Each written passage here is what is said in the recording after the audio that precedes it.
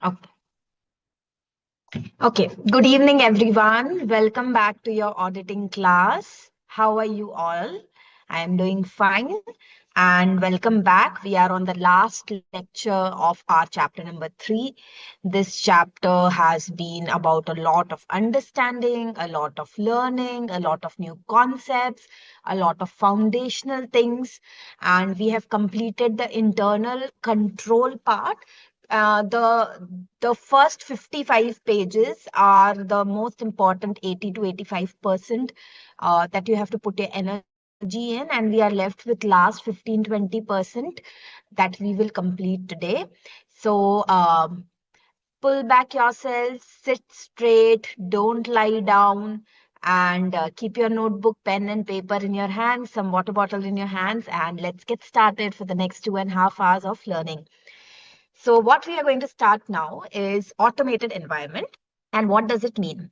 So let's say that I am an auditor of a big organization which has a lot of inventory. Okay. They have a lot of inventory. So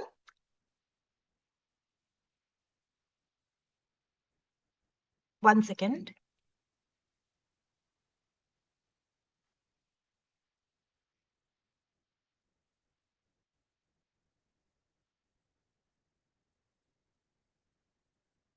One second, students.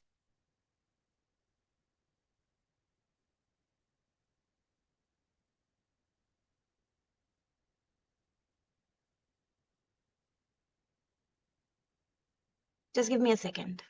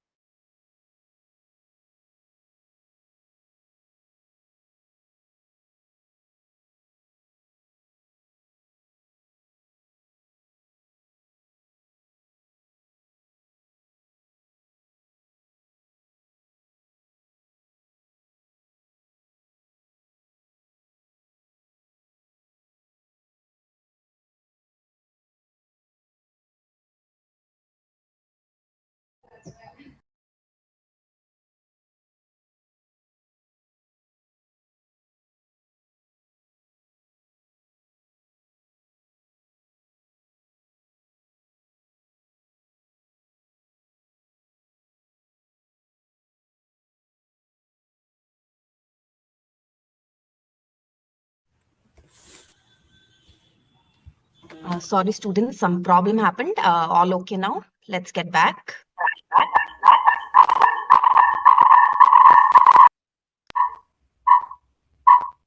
Okay. So yeah, let's get back. I'm sorry for the. Can you all hear me now? Hear me, see me properly? Yeah, ma'am. Yeah. So sorry. So yes, let's get back to inventory part. So let's say we are auditor of a big organization, and there is some inventory. There's a lot of inventory in that organization. It can be an organization like big chains of lifestyle, pantaloons. It can be like D-Mart, Reliance Smart, or even Chroma. These kind of big organizations which have huge stock, huge inventory of the products. So now what happens in the inventory kind of issues, that whenever we approach them as an auditor, we know that inventory is a high risk area, right? Inventory is an inherent risk area in an organization like clothing store or kirana store or supermarket. So we know that they are a risk area. So suppose we approach them and I ask them that what did you do to manage this risk area? And they say that we have inventory genius. Let's say there's a software called as inventory genius. So inventory genius software helps big organization. I'm just making up this name to give an example. Okay. So inventory genius software is doing all the perpetual inventory maintenance system. There is a barcode system. There is a way to maintain the stock. All of these things are maintained by the inventory genius software. Now, this is actually internal control system. Yes or no, everyone? This is internal control system. Inventory genius software becomes internal control system. Yes. So inventory had inherent risk, and to control it, we created a inventory genius software. Okay. Now, to control the inventory genius software, auditor will have to study this also. Auditor will have to see that each software also has an inherent risk. Yes or no? Software में भी कोई inherent risk होगा, हर बार software अच्छे से काम करेगा? Is it necessary that software will always and always work properly only? Tell me quickly students, can you reply please, let me know. So जैसे inventory को जब हम ऑडिट करते हैं, what happened? Everyone is raising hands. Reply in the chat box please. What is happening?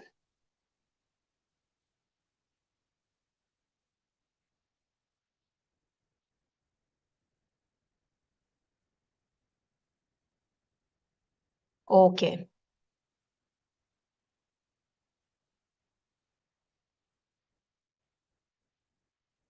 Yes, Lohit, you have raised your hand.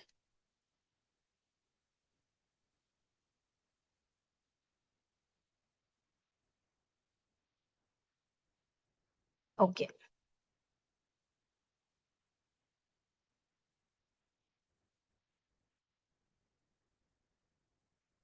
I think chat box got disabled, right? That's why you guys can't reply. Okay. All right. Okay, just hear me now. So in inventory software, inventory genius software, there becomes an inherent risk in the software itself, right? And because of that, the auditor will again have to analyze control risk before control risk. Yes, Lohit.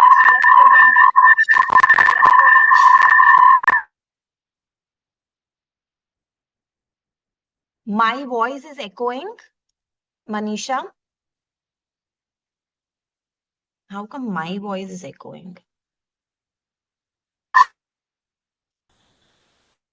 Okay.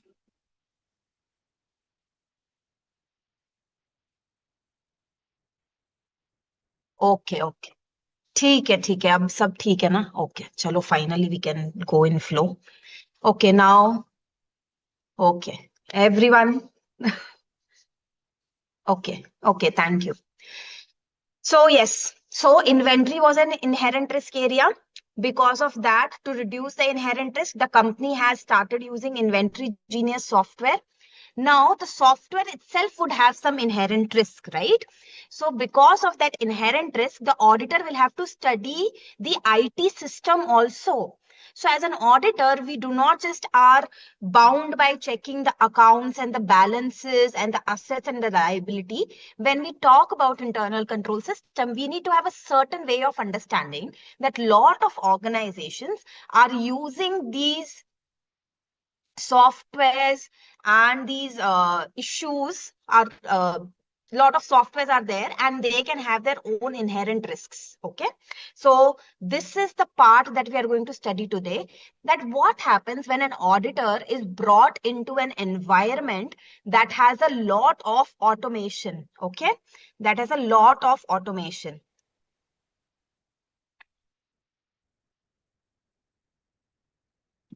So audit in an automated environment. This is my introduction to the topic.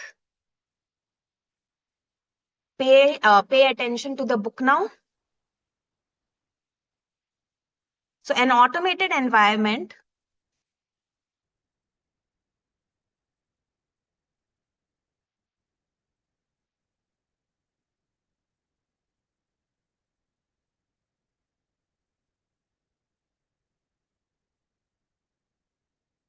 Students, I'll be back in 2 minutes. There's some issue going on. Just 1 second.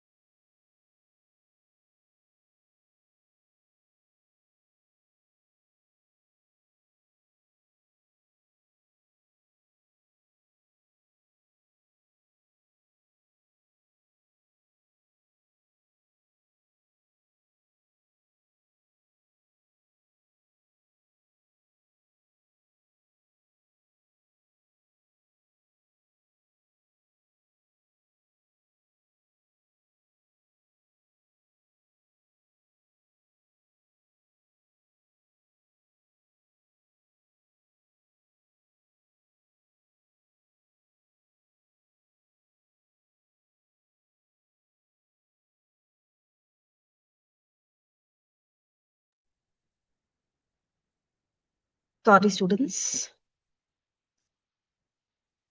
Okay, so now pay attention to the book. An automated environment basically refers to a business environment where processes, operations, and accounting and even decisions are carried out using computer system known as information system or IT system. This part you need to remember, okay? Very small definition, but you need to remember that part, that an automated environment basically is what? That I am running a business and my business has lot of processes, lot of operations, lot of accounting, and sometimes even decisions are taken on the basis of using proper computers. All right.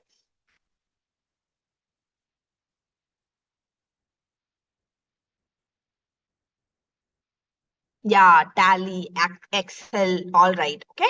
All those things are very, very important. And you know that these days, no business can run properly without that, right? So no business is possible. And if we are auditor, can we do anything without running these businesses, without knowing these automated softwares that exist?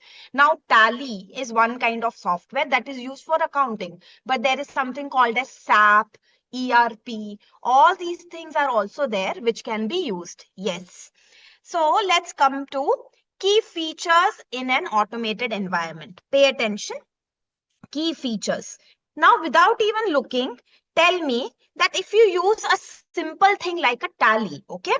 Even if we use a simple thing like a tally, what happens that I don't have to first put a journal entry, then I don't have to close journal entry and create a ledger, then I don't have to close the ledger, then create the trial balance or create, uh, um balance sheet separately, P&L separately. As soon as I put a journal entry, it automatically posts all the entries in all the spaces. So suppose I put a furniture purchase entry, then automatically there will be a ledger for it. It will automatically be shown in the balance sheet. So what happens is that there is integration. So if one thing affects two other things, automatically that can happen. Of course, it saves our time. Then in an organization, let's say if there's a software for billing, okay? Let's say if there is a billing software. So every day, if lot of bills are being created and GST is integrated in the software, then automatically you can process huge volume of transaction. Error will be less. Rate will be fast. You will be able to do. So there are a lot of benefits to an automated environment. So this is what is given here. Very, very simple exam answer. Nothing very technical, very general knowledge. So what happens when there is an automated environment when you're going to audit a business? It enables faster business operation. There is accuracy in the data processing. You are able to process large volumes of data. You are able to integration. What is integration? I gave you an example in the last lecture that when you are purchasing something from DMart, you are able to, let's say, if you purchase 2 packets of Maggie, then in stock, automatically 2 packets are reduced, right? So it is very important that as when softwares are introduced in an entity, the repetition and duplication of efforts is reduced. Okay. So integration work happens. So if sale is happening, automatically there is an effect in the inventory also. So integration. Then there is better security and control because you don't have to keep something in a locker locked with a key. Even if it is out in the open, if it is controlled by your fingerprint sensor, retina eye, it is more, it is better secure. There are more controls over it and it is less prone to human error. See, this point and this point you can combine. Accuracy matlab error kam honge. Accuracy means errors would be less. It provides latest information. What is latest information? Suppose I'm running a business, okay? If I'm running a business and I want to know profit today, आज कितना profit है, आज मैं कितने loss में हूँ, आज मैं कितने profit में हूँ. Can I know this on day-to-day basis that today how much loss I am in and today how much I am profit in? How much stock is there today? That is called as provides latest information. I don't have to close books of accounts on daily basis to know the status. and connectivity and networking ability. See this us itself. So I am able to connect a network with you because we are using an IT system. Same way, if you're running a business, you can have CCTV, which you can monitor on your phones, right? You can see your inventory. If someone is running a farm, they can put CCTV camera over there and they can see on the phone whether the operations in the farm are going on properly or not. So these are some of the features, key features of an automated environment. Okay. So enables faster business operations, accuracy in data processing. Accuracy means less error. So these 2 points you can remember together. Accuracy, which means large volume of data can be processed, integration of data, and better security, latest information, and connectivity and networking ability. This you can remember through a small software, even in a small store like Shopper Stop or Pantaloons, these kind of spaces. Okay. Now, if a business uses an integrated ERP, enterprise resource planning software like SAP and Oracle, it is more complex to audit. Usually, after becoming chartered accountant, if you're joining a company, they will give you training in their SAP and ERP softwares because you need to understand how it functions. But if you're using an off-the-shelf accounting software, what is off-the-shelf? Anyone can purchase, anyone can install, and anyone can use.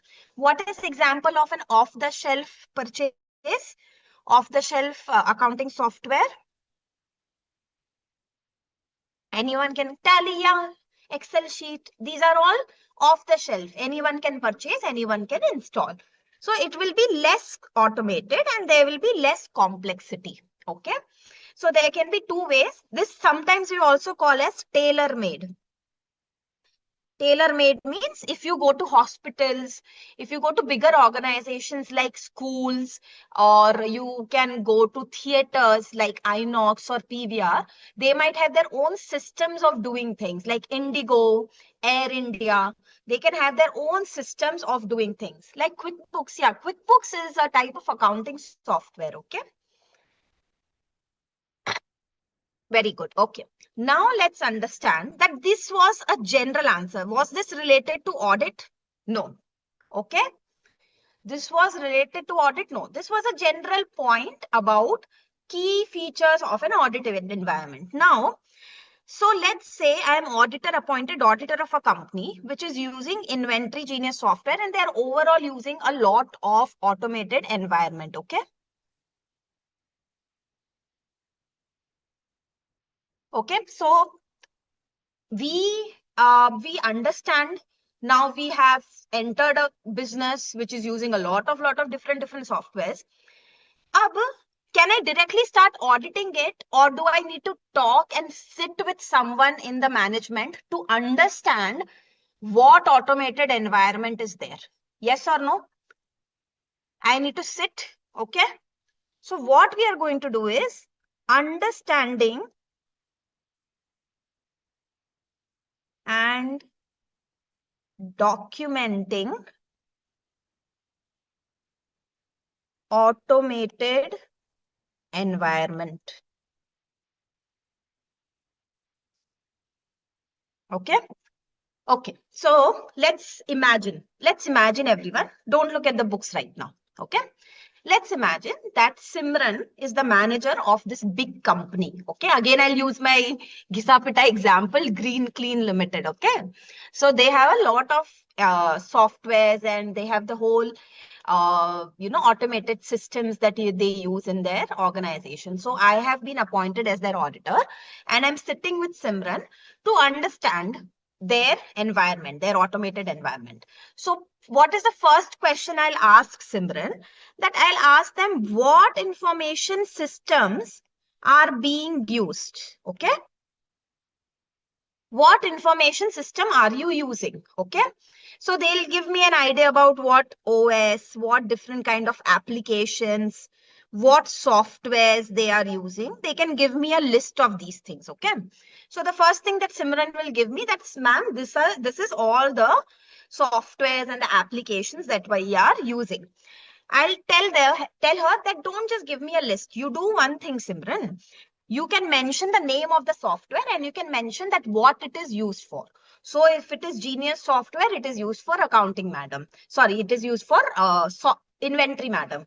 If it is Tally or QuickBooks, it is used for accounting, madam. So give me a table where you will mention what is their purpose. So tell me, so she has given me a list of 5 softwares being used, and I'm asking her, okay, these softwares you're using, but what are you using it for? Operating software, operating system, okay? OS means operating system. So what is their purpose? Then is it local or global? Okay. The server, the structure of it, is it a local based or is it a server based? Okay. Next is architecture. Now, architecture is a little technical thing. I'll explain to you what it means. Architecture. What does it mean? Okay. How many of you know cloud? Google Cloud Services, iCloud होता है. What is cloud? Can anyone explain what is cloud?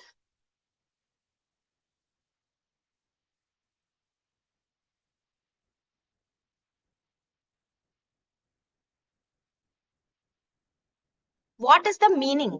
What is the meaning of cloud? Okay. So let's say, yes, Balamurgan, please explain. Yeah, cloud is where compute, storage, Hmm. and kind of all like your desktop is kind of outsourced to a remote location. Yes. So that's cloud. Yes. So is the data saved in a physical format in my system or is it stored in a in a faraway location that are data centers? in a remote data Remote center. center, right? So if I lose hardware of my phone or my computer, will I lose the data? Yes, you should be able to because there will be it's Okay, on a remote server and there are backups. correct. All right, thank you.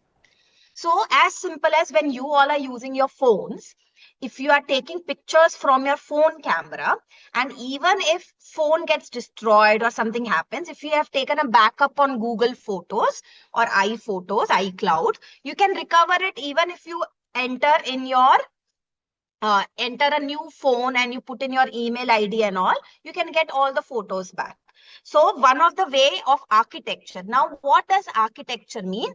Means the structure of the functioning. इसका मतलब क्या हुआ कि अगर मैं tally use करती हूँ, if I use tally, 1 or 2 students have asked, can I explain in Hindi?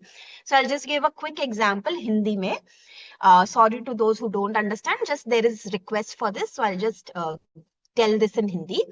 So architecture का मतलब ये है कि अगर हम किसी भी तरीके का सॉफ्टवेयर यूज कर रहे हैं अपने बिजनेस में, तो वो सॉफ्टवेयर किस तरीके से काम करता है.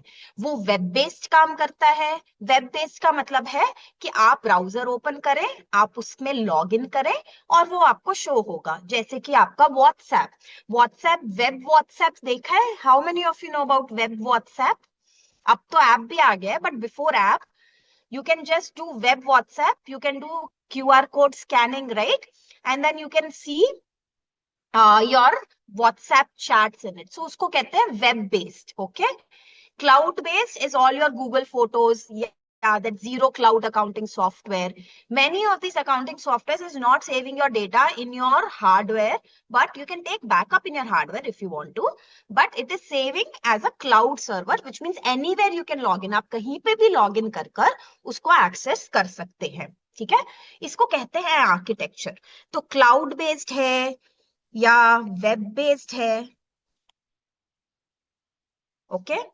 Desktop based hai. What is desktop based? Which means each computer and each system is independent on its own. And client server based. Client server based. Client server based means there is a server to which many computers are attached. This usually happens in many businesses, for example, Vodafone, and you can also find this in hospitals. There is a central database जिससे सारे computers उस hospitals में attach होंगे. So that is client server based. So this will not have any data saved in it. These are just used as an access point. Everything will be saved here in the server. So that is client server based. So if you know, there was something called as LAN. Have you heard about LAN? So when I was in articleship, our principal's office, the main computer used to be in our जो sir थे उनके office में था ठीक है the main computer was in his office and we were all connected outside we were all connected through LAN local area network which means we could work on our systems outside the office but everything got saved in sir's office and drive only so that was local area network so these are this is an example of client server so the third question I will ask Miss Simran is that what is the architecture, whether it is cloud based, web based, desktop based, client server based, all these questions you need to ask. Then you need to ask them which version are you using, ma'am? When I asked about Tally, some of you said Tally 7, someone said Tally 7.2. Each version can be different or not. Each version can have its own problems. Each version can be better than the other or worse than the other. So if I come to know about versions, I can study and I can know that Tally 7 में ये problem थी, Tally 7.2 में ये problem थी. तो उससे मुझे मेरे risks पता चलेंगे. Do you understand this? So the fourth question I will ask fifth question that I will ask that which version are you using because risk can be different for different versions. Okay. Next thing, what interfaces are there? Interface is your basically UI. That what kind of UI is there? UI means आप अपना phone use कर रहे हो या आप अपना laptop use कर रहे हो. Even now when you are using Zoom or iOS or BOS app, that has a structure, that is an interface to it, that how you can click, how you can enter the meeting, how you can chat, how you can unmute and mute yourself. That is called as a user interface. So you can ask them that what kind of user interface is there, whether multiple people can use it. So all these interface questions you can ask. Next, very important you can ask is whether it is in-housed or packaged. Which means आपने इसको bit by bit खुद build किया है या आपने as it is कहीं से ये software खरीदा है. Okay, again I'm repeating in English. Have you built it one by one or have you purchased it as a shelf software? So Tally is an off-package software. In-house means if suppose I'm running a big school, I want to have complete control. So I am creating a team of engineers who will create a software for me to run my school. That is called as in-house development. Okay. So you will ask them because in-house may you cannot study that what is going on in the market. If it is a package software, I can know that these are the common problems in the Tally. Okay. These are the common problems in the Tally. But if it is an in-house software, I will have to do more detailed study or less detailed study of internal controls. If it is an in-house software, I will have to do more because it is, I don't have any pattern, I don't have any data to study and know whether the software is good or not. So I have to study it more because it is individual. There is no common way of having it. Okay. All right. This much is clear to everyone? Clear. All right. Okay. So in-house versus package. So Simran से what all I have asked, Simran से मैंने क्या क्या question पूछ लिए, आप क्या क्या सॉफ्टवेयर यूज कर रहे हैं लिस्ट बताइए, वो किस पर्पस के लिए यूज होता है, लोकल या ग्लोबल है, आर्किटेक्चर क्या है उसका, कौन सा वर्जन यूज कर रहे हैं, कैसा इंटरफेस है, इन हाउस है कि पैकेज है. Okay, all this questions you have asked. अब इसको मेंटेन कौन कर रहा है? Who is maintaining it? Have you given a contract? Have you given a contract to someone? Let's say you have created, so there is a company like which does software management, okay, or they do maintenance work for large organizations. Okay, so have you given it to someone who is outside the organization, or you are having an internal team? So these big fours and bigger audit firms, they usually, they hire engineers also. so they can have their IT management within the entity. So what do you think is the reason that we need to ask this question? ये question पूछना क्यों जरूरी है? ये book में क्यों दिया है ये question? Why do I need to get the details of whether it is outsourced, whether IT maintenance is outsourced or not? Can anyone give it a try? कोई try करना चाहेगा कि why this has happened? Yes, Lohit. Why are we asking this question? Mostly, if if it is from somebody outside, they can play with the information that is there already stored. Yes, data protection, right? Yes. Not data protection, program में कुछ change कर दिया, data हमारा protected है, privacy protected है. See, have you ever, something has happened to your phone? Has that ever happened to you in your life? You are using your phone, you are using properly, you are using safely, you are putting all the passwords properly. आपने अपने Gmail में double safety feature है, Instagram में double safety. You are keeping your phone properly. But if some problem happens in the Android software, you will have to give it to the service center, yes or no? You will have to give it to service center because I don't know how to solve it. Then what is the biggest risk? Even though I have taken all the care to keep my data properly, to keep all the passwords, is there a risk of data leakage because I have to give it for IT maintenance? Is there a risk? Yes.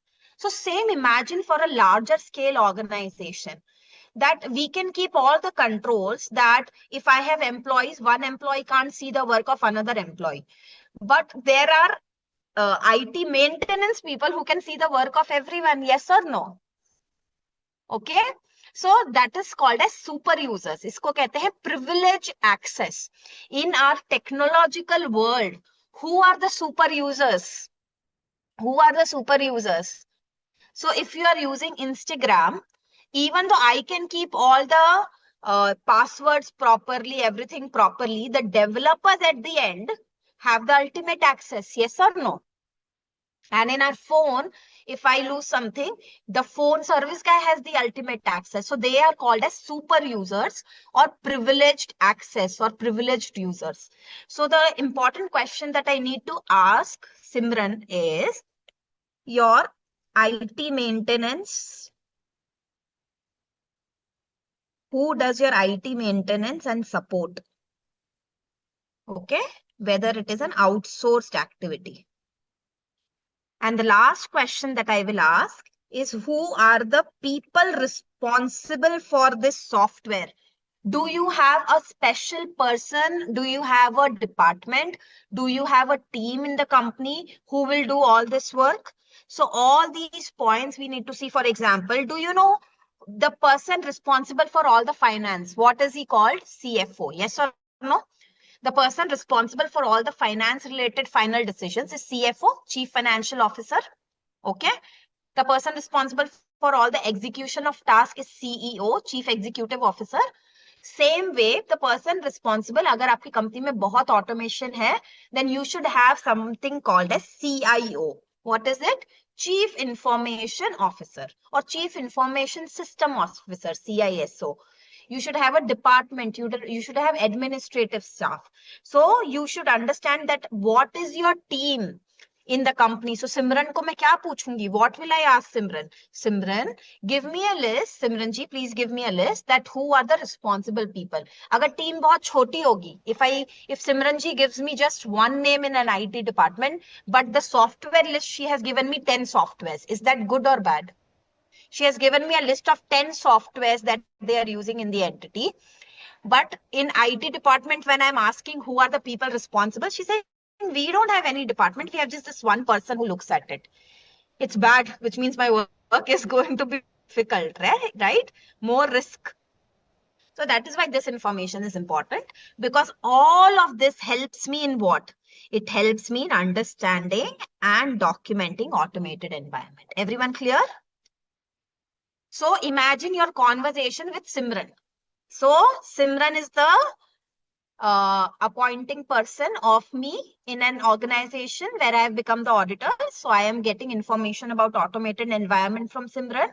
I'll ask her what softwares you are using, what is the purpose, whether they are local versus global, what is the architecture, which version you are using, what interface you are using, whether it is in-house or packaged, whether IT maintenance and support is outsourced, and key persons. Okay. In-house and package, can you explain, ma'am, again? In-house का मतलब, suppose Divya, you want to start a business and you don't want to buy any software from outside. You bring engineers and coders and you give them a detail, मुझे ऐसा software बना के दो. So they will make specially for you. That is called as in-house software.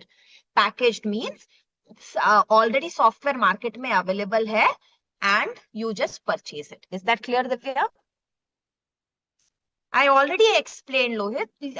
CIO means Chief Information Officer. CISO means Chief Information System Officer. Okay. I gave you like a long example. CFO means Chief Finance Officer. CEO means Chief Executive Officer. Please pay attention, okay, in the class. So this point is clear.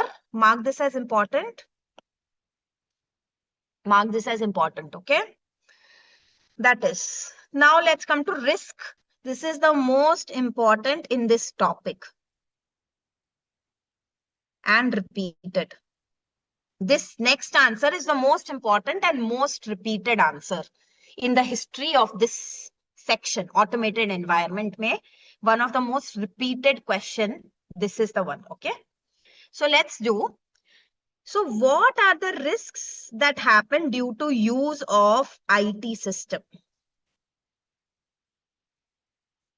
Due to use of IT system, okay? So let's say that people used to remember birthdays earlier, right? You used to remember everyone's birthday. But now you are dependent mostly for new people that you are coming. Their birthday is stored in the, you are dependent on Facebook or Instagram to remind you. Or contacts phone number, okay? Phone number भी याद नहीं रहते लोगों को आजकल. Okay, so phone number also you are fully dependent on your phone. Okay, so what are the IT based risks because of business dependency on automated environment? The first risk is related to data. Data में क्या क्या हो सकता है, क्या क्या risk है? Loss of data, yes or no? You can lose all the data. Suddenly the phone stopped working, everything is gone. You did not create backup. It has happened to few of my friends. So loss of data ho gaya. Okay. Then second is unauthorized access to data.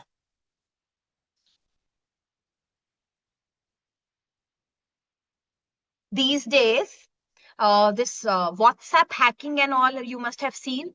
Lot of people's WhatsApp and this Instagram get hacked, and then they send messages to other people asking for money and all, right? So if wrong people get access to your device or to your information, it can be misused. There was also this one scam that people's KYC got leaked, and then it was used in banks to create money mule accounts. You can research about it. Money mule accounts का मतलब ये होता है that your account is being used to transfer money of money laundering. So money laundering वगैरह के पैसे आपके account में आपको पता भी नहीं है. You don't even know that you have an account in, let's say, Punjab National Bank. Someone stole your KYC and opened an account in Punjab National Bank, and they are using your account to transfer money, and then suddenly you are getting a notice from income tax office, and then you are thinking, what happened? When did I have so much money? When did I do these transactions? That are called as money mule accounts. In last 1 year, there has been a huge crackdown by the government and by the government officials on finding money mule accounts. So isko kehte hain unauthorized access to data can easily happen. That is why you get all these spam calls, because your phone number is being leaked. So same way, if I'm running an organization, someone can see the data, someone can access the data that I have in my organization. That is unauthorized access of data. Then change of data. एक तो है कि किसी ने मेरा data देख लिया, दूसरा है कि किसी ने डेटा बदल दिया. So is what does it mean? That someone has either seen the data, that is access, or someone has changed the information. So without your knowledge, someone has changed some information. So let's say that if a bank gets hacked and my limit in my phone is that by UPI I can send a maximum of only 50,000 rupees. ऐसी limit I have put in my phone that through UPI I can send maximum of 50,000. So even if my phone gets lost or anything happens, only maximum 50,000 can be used by someone. But what if there is a hacking of data and someone changes that limit from 50,000 to 5 lakh rupees? Okay. So if I am having multiple things, then the data can get used and someone can change the limit from 50,000 rupees to 5 lakh rupees. That is called as change of data. So there is a problem that there can be change of data. And last is inaccurate processing of data or processing inaccurate data or both. What does it mean? It means that the last data related risk is ya to I gave the correct data, but computer processed it wrongly because the coding was wrong. There was some mistake in the coding. Or I gave incorrect data and that is why incorrect data got processed. So the computer fully depends on us giving the primary data which it can process. So either the processing coding can be wrong or our data can be wrong. So the risk related to data is data you can lose anytime. People can access data unauthorized way. There can be change of data. There can be inaccurate processing of data or processing inaccurate data or both. Okay. Then related to program or system. What is another risk? Related to system. If someone hacks into the system, it means the original software, not individual application. अब software hack हो गया. एक होता है WhatsApp hack होना, that is application getting hack, data getting hack. एक होता है सिस्टम हैक होना, which means Android getting hacked, right? So same way in an organization, there is one thing that my purchase data got leaked. And there is another thing that my whole ERP software is compromised. Do you understand the difference? Firstly, quickly tell me this. A small part of data getting hacked and the whole system getting hacked. Do you understand the difference? Yeah. Okay. So what are risks related to system? So one is a risk related to data. Another is risk related to system. So system related risk is two main things. That there is unauthorized changes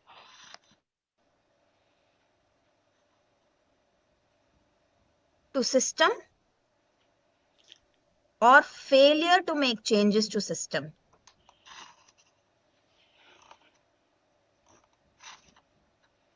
What does it mean? Let's say that you are a bank. You are a bank. You are paying everyone rate of interest on savings account. Okay. On savings account, you are paying everyone rate of interest at, let's say, 2.45%. Okay. Suppose you are paying everyone rate of interest. So yes, ये data system में होगा, yes or no? This should be in the banking system that everyone will be paid who has this type of account. They will be paid 2.45 rate of interest. Yes or no? Let's say that RBI has reduced the rate, base rate. Will it affect this? Can it affect this? Yes. Hello, ma'am. So do they have to change the ROI immediately after this RBI has made the announcement? Yes or no? But they failed. So suppose RBI made the announcement on 2nd December 2025, but till 31st January 2026, old rate was given. Is there a risk? Because no one changed in the system that interest 2.45 पे नहीं दूसरे rate पे pay करना है. Is that a risk? अब से कितनी गड़बड़ हो गई है. So many lakhs of people, crores of people have gotten wrong rate, wrong interest. This is called as failure to change. Understood? When we have to change, but we didn't change it, and because of that, system is doing all wrong processing. And next is unauthorized change. So change हुआ नहीं है. RBI has not given any change, but someone hacked it and made it 7%. Okay, so someone hacked it and said, why should our citizens get only 2.5%? I will hack the bank and make it 7%.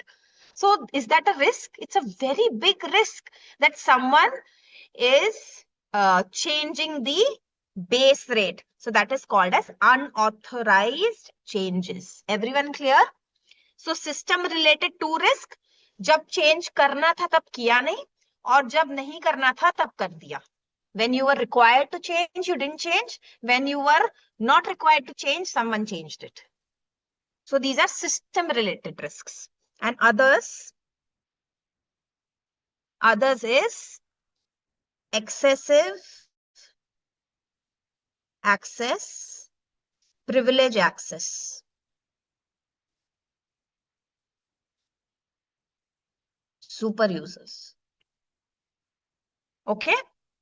This I already explained to you. Who are the privileged access and super users? Who are people with privileged access and system super users? Developers, IT people, engineers, data centers. Yes or no? So these people can be super users. So there is always risk that people who have privilege of access, just because they are technically required to solve our issues, they can always have more data. And last is lack of adequate segregation of duties. Now, what does this mean?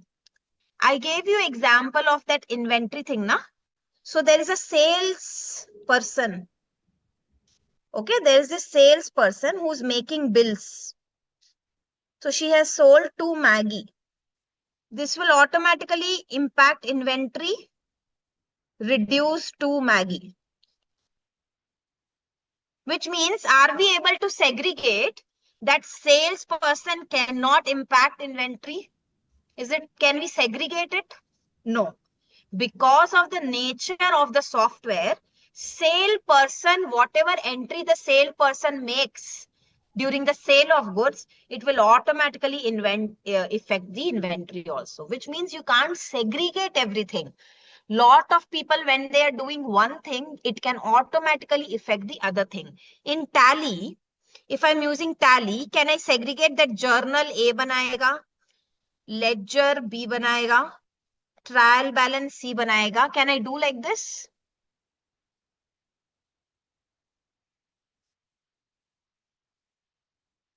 Okay, it's very difficult. Okay, so these are the problems that we can have during this issue. Okay, all right, so everyone is clear. So what are the risks due to use of IT system? Risks due to IT system. So you have to learn it like this.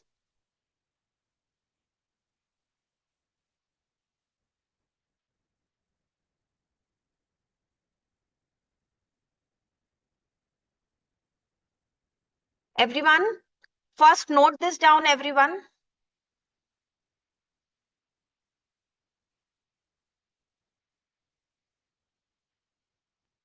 Note Hello, this ma'am. down, everyone, please.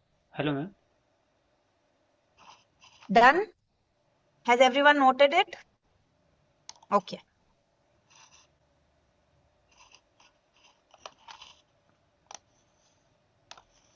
All right. Simran Yadav. Hello, hello. Sorry, ma'am. हाँ, सिमरन Yadav please confirm आप 2 device से क्यों join हो साथ में Simran Yadav please Simran, unmute have you joined from 2 devices? वो पूछ रहे हैं. Please confirm it otherwise we have remove from the session She's sent message to me. No, I am unable to unmute.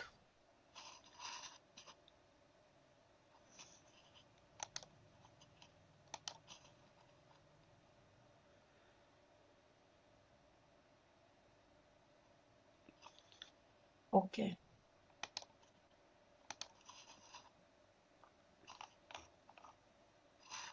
Please confirm it.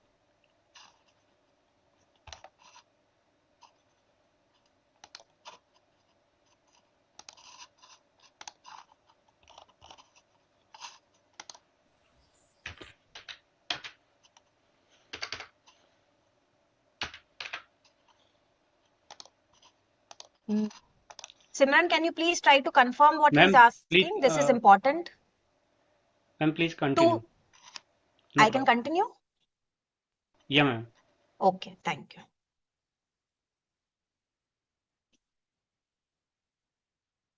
Okay, thank you. So yes, let's come back here. Now look it in the book. Risk arising from the use of IT systems. Very, very important. Very, very repeated question. So I have made a trick for you to learn better. So data wale points pehle. Inaccurate processing of data. Unauthorized access to data. Changes to data. And loss of data. Okay, these 4 points first.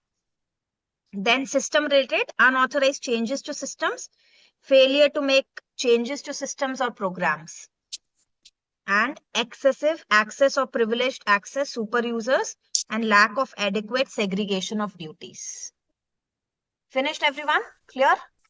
Okay, so I'm moving on to the next one. Next is generic thing. Let's finish it. Nothing much.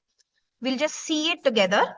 अब इस IT risk का, what does this IT risk have impact on us? How does it affect us? The above risk have to be mitigated. What does it mean by mitigated? Can anyone tell? What does it mean by mitigated? They have to be tackled. They have to be mitana. So they have to be dealt with. Okay, इससे deal करना पड़ेगा. So that is mitigated. Remember it like that. Okay, so we have to deal with it. To reduce it, remove it. That is how you deal with it. To manage it, to eliminate it, that is mitigated. So mitigate is not just eliminating, but to manage it, okay?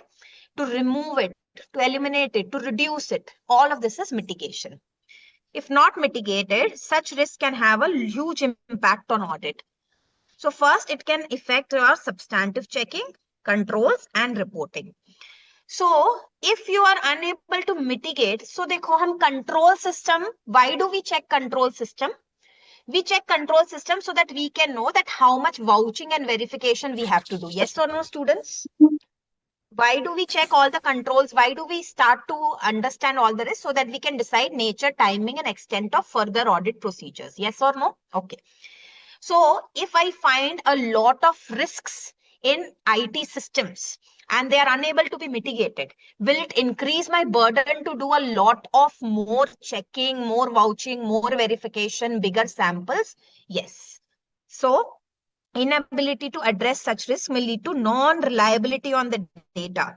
In such case, all information data reports have to be tested thoroughly for completeness and accuracy. It means we will do more substantive checking, that is more detailed checking. So when the IT risk is not mitigated, how does it affect my audit? I have to do more work. Impact on controls. It can lead to that I cannot rely on automated controls, system calculation. I can't rely on anything that the system is doing. I can't rely on the software. So it may result in additional audit work. And impact on reporting.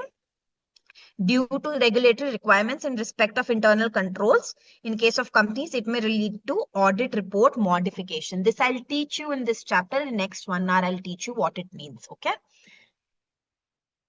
Ma'am, what auditor can do to save his client from mule accounts? I can just educate them, Navneet.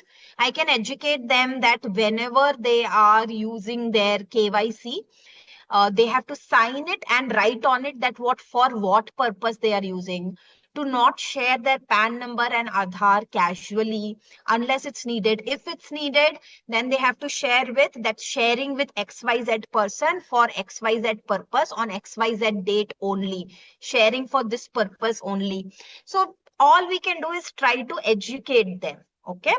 The more responsibility falls not more than audit, more than the client, the responsibility falls on the bank, that unless the person is personally visiting, unless you do video call with them, or unless they're personally present with original KYC, they should not open a bank account. So there's a lot more responsibility on the banks also to ensure these mule account problems don't happen. So yeah, this point is clear. Let's move on to the next one.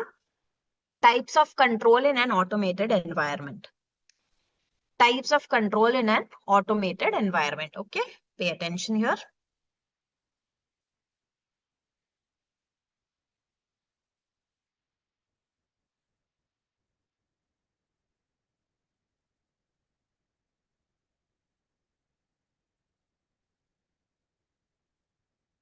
So this is quite popular in MCQs, okay?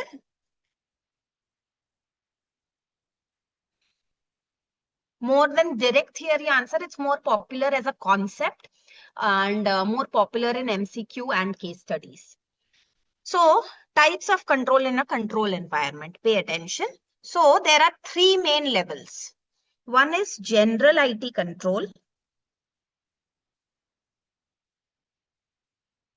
General IT control, application control, and IT dependent control.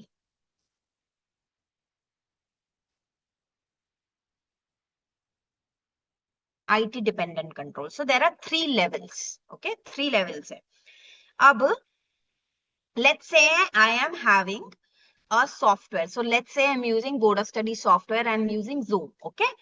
So I can control, I can create a lot of layers. So that is called as application based control, जहाँ पे हम specific एक application को use करने के लिए controls create करते हैं. तो Zoom में password है. If you're using WhatsApp, तो आपने WhatsApp में password लगाया हुआ है. If you're using WhatsApp, you're using password, fingerprint scanner, or you're using pin code or a pattern. That is application level control. But I can have the best application controls. But if the overall IT control is weak, which means I can put lock, but if Google server is weak, then can my photos get leaked? On my phone, Google Photos software is properly, application is properly protected. I have put password in it. My phone, I never leave unattended. On my phone, there is a retina scanner. On Google Photos, if you have to open, you have to use my thumbprint. I have put everything. Same way you are using Google Pay. Yes or no? Google Pay you use Amazon Pay. So for using Google Pay and Amazon Pay, I have put a proper PIN without which you cannot open Google Pay. That is called as application level control. But if Google software or the Google company's IT control itself is weak, is my application control of any use? If Google's security policies are weak, is my application control of any use? No. So same way, if I'm running a big organization, so let's say there is DMart and there is DMart in my city, in my area. So that area manager is very, very good. That area manager locks the store properly, maintains the store properly. All the employees are trained properly. Everyone is putting soft passwords properly. Very good job he's doing. But if at DMart level, their server is weak, their database is weak, the ERP software and program is weak, the system is weak, is it of any use? That manager being very good? No. So the general IT control is like the foundation. Okay, it's like the foundation. They're also known as indirect controls or pervasive controls. Do you remember what was the meaning of pervasive? Do you all remember what was the meaning of the word pervasive? I taught you in chapter number 2 and chapter number 3 also I gave you. Yes, something that affects each and everything deeply. Do you remember? affects everything. Yes, something that has a deep effect.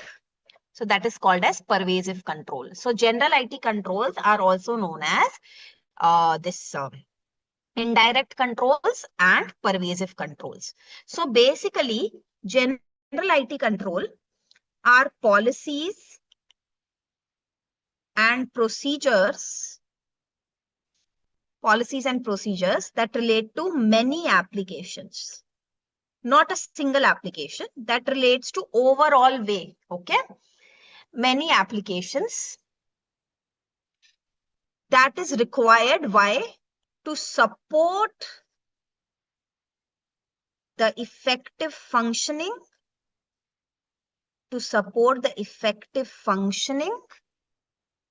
of application controls. Support the effective functioning of application controls.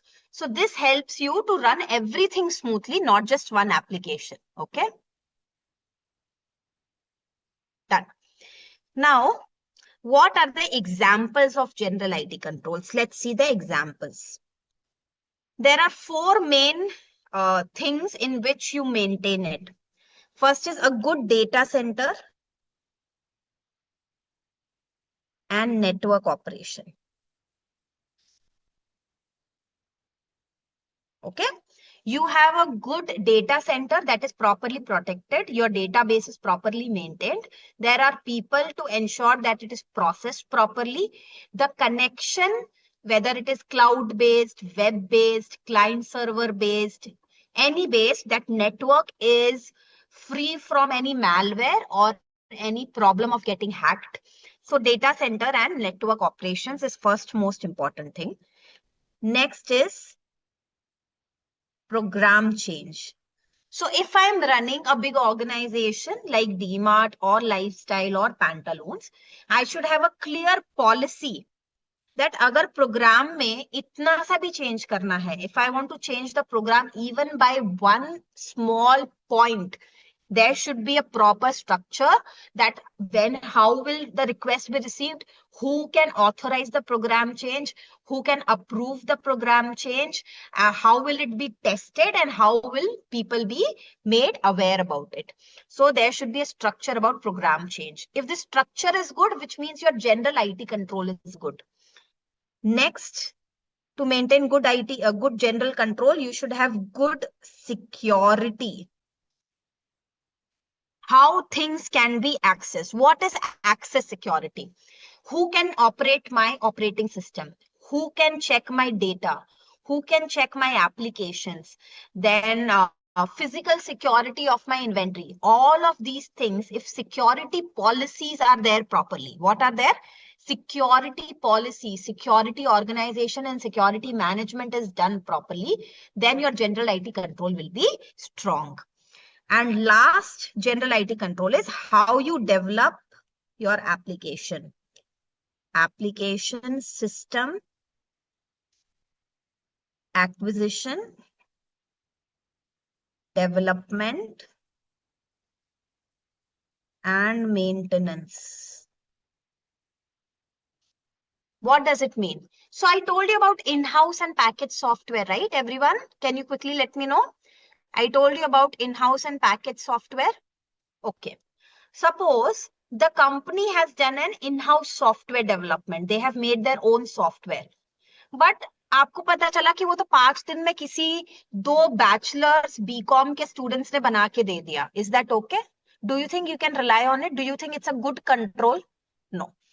So the good way to know whether the general IT system is good and properly controlled is to see how you are developing a system, how you are developing an application, how you are acquiring, if you are purchasing, how you are purchasing it, from whom you are purchasing, how the meetings were done, how the tests were done, how it was implemented.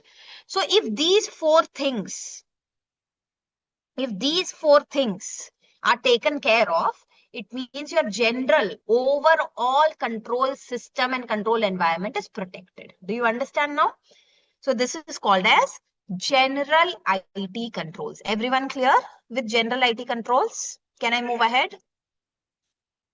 General IT controls clear to everyone? Okay. Now the second type of control, application-based control.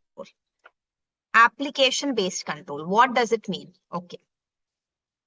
So let's say I have a tax software. Okay, I have a tax software in which I have to put client details, PAN number. Okay, I have to put a PAN number.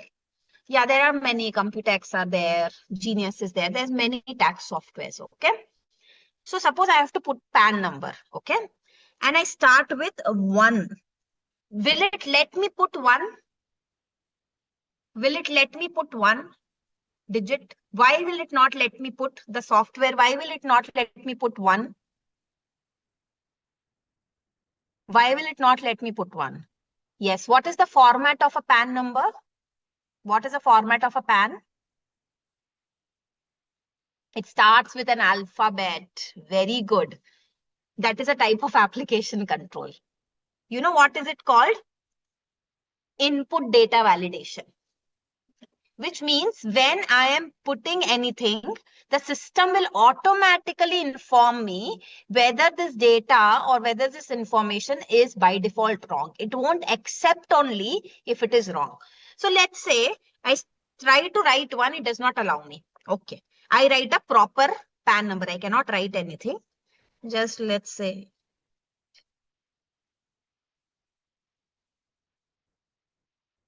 Let's say this PAN number I'm putting, just like that. So there is usually a V button. What is this V? Validation. Okay. Validation button. So if I click on the validation, what will it do? What will it do? No, it will see whether it is in the correct name of the person. Okay. So if my client has given me this thing, it will check with the database whether the PAN number is linked to the correct name or not. So what is this type of check? That is a type of application control. Do you understand? Application control can be in many ways. Let's say you are filling up a form. It's a purchase order. So you have filled up client name, client address, details. You have written an amount, but you didn't fill GST. GST details you didn't fill. Will it accept it? Will it let you submit? Will it let you proceed it? No. If the company has the policy that GST number is compulsory, so this is also a type of application control. If you know about this Netflix and all, if you have taken for one device only, if someone else is using it, what happens? If you have given your password to someone else, what happens? If you give your password to someone else, yeah, it says that already being used, it won't allow you to go ahead. Yes? Yes or no? What is that control? What is that control? That's also an application control. So these are the examples of application control. Everyone clear? Limit verification. Suppose in my application, I have put that if datas already are overdue for more than 5 lakh rupees, don't accept any sale. Don't accept any sale bill being created in that data name. So if I try to create a sale bill in the data name of X who already has 5.5 lakhs due, will I be able to create the bill? No. So what is that again? Application control. So these are all different types of application control. Okay. Last type of control. IT dependent controls. IT dependent controls means, let's say that I ask for data's aging report. Data's aging report, it is generated by system. It is generated by system. So it is system generated. Does everyone know what's a data's aging report? Does everyone know what's a data's aging report? Let's see. Yeah. Data's aging report means in how many days the data get converted from credit to actual money. which means in 30 days the debtors pay money, or in 57 days, or in 60 days, or 90 days. That's called as debtors aging report. Do you understand? And sometimes it can give you a report that these are the debtors that are greater than 30 days, these are the greater than 60 days, these are greater than 90 days, and these are greater than 1 year, and these are greater than 5 years. Can it create a report like this for me? Can system create a report like this for me? Okay. If I read this report, how can it help me? How can this report help me to take decision? What decision can I take on the basis of this report? What decision I can take on the basis of this report? I can create that which one I have to do bad debt, how much provision I need to create for bad and doubtful debt, for bad and doubtful debt. Okay, how much provision I need to create. I can change my policy for debtors greater than XYZ number. For recovery also, I can change my policy. So a system-based report can help me in taking manual decisions, yes or no? Can a system-generated report help me in taking manual decisions? So a system-based control is helping me taking manual controls, yes or no? I can create some new manual controls on the basis of IT. That is called as IT dependent controls. Means you are using a report by the IT or some information that is produced by IT system to create some manual control systems. Okay. So the three controls in an automated environment is general IT control, application control, and IT dependent control. Everyone clear?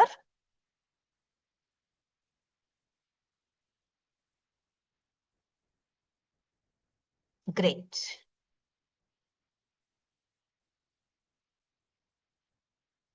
Okay. All right. Can we move on to the next topic now?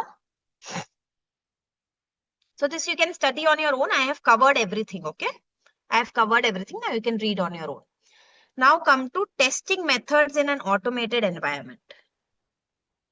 Testing methods in an automated environment. So you have studied about various IT risk and controls. Now let's see, how do you check?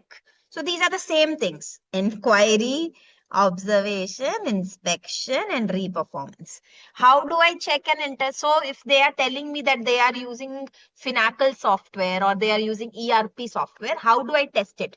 By asking questions, by seeing other people use it, by inspecting it, or by doing reperformance. Do you remember reperformance? Reperformance means putting some dummy entries and to see how the system is responding.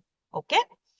So there are 4 ways to test in an automated environment. Remember this 4 ways: inquiry, inspection,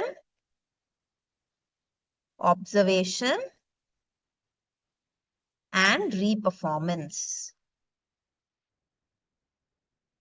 These are the 4 ways of testing in an automated environment. Now remember, I am telling you a few things that you have to remember for MCQ. Pay attention here. Inquiry is the most efficient audit test, but it gives least audit evidence. Efficient means jaldi ho sakta hai, time kam lagega.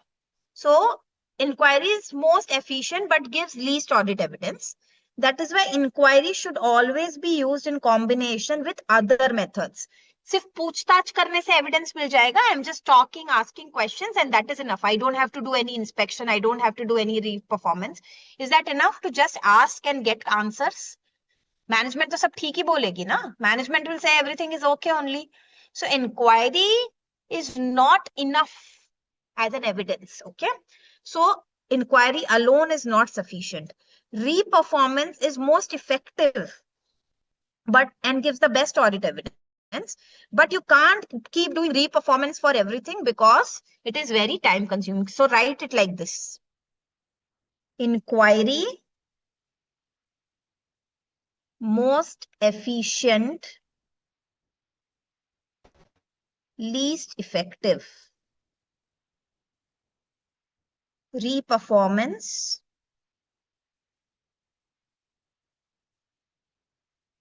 most effective, least efficient. Write down this, please. This can come in your MCQ. Inquiry, most efficient, least effective. Reperformance, most effective, least efficient. So, applying inquiry with combination of inspection gives the most effective and efficient. So, again, third point, inquiry plus inspection is equal to effective plus efficient. So these three things you remember for MCQ students. Inquiry is most efficient, least effective. Reperformance is most effective, least efficient. And inquiry and inspection together are best combination, effective and efficient. Okay. But please remember, these are some general statements. Kis situation mein, in what situation, which audit method is best, that is as per the situation only. Okay, these are just some rule of thumbs that you can apply. But in which situation, which audit test would give you the best evidence, that you have to think as per situation only. But this is just a rule of thumb we apply. Okay. However, which audit test to use, when and in what combination is a matter of professional judgment and will vary depending on various factors like what is the risk assessment, how is the control environment, what kind of evidence you want, what is the history of errors, how complex is the business. So these are just for examples, okay? So when testing an automated environment, the most common methods are obtaining an understanding of how the transaction is processed by doing a walkthrough of end to end. Start से लेकर and तक एक transaction को check करो, उनको बोलो कि एक ऑर्डर आता है, so if you receive an order and by the time you send the order, tell me everything that happens in the entity, show me step by step. So that is the first way. Then see how they are processing it in different scenarios. So I'll ask them, what if the order is received when the senior is gone for holiday? Tell me, how will you process the order if it is more than 50 lakh rupees? Oh, tell me, how will you process the auditor if this debtor has failed to pay you once? So I have to ask them to do different situations, that what will they do in different situations, and inspect the configuration defined in an application. Configuration means what is the application structure that you explained to me. Everyone clear? All done? This point is done. Okay, so remember this in the crux. 4 main methods to check controls in an automated environment: inquiry, inspection, observation, and reperformance. Inquiry, most efficient, least effective. Reperformance, most effective, least efficient. Inquiry and inspection, effective and efficient. Okay. Let's move on to next point. Characteristics of manual and automated elements of internal control relevant. So this is again a lot of things, but let me just explain with a small point. Manual elements in entities internal control.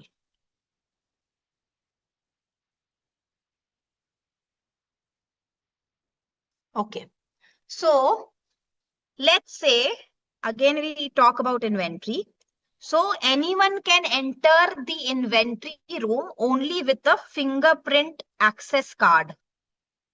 Is that an automated control? Fingerprint based this card, yes.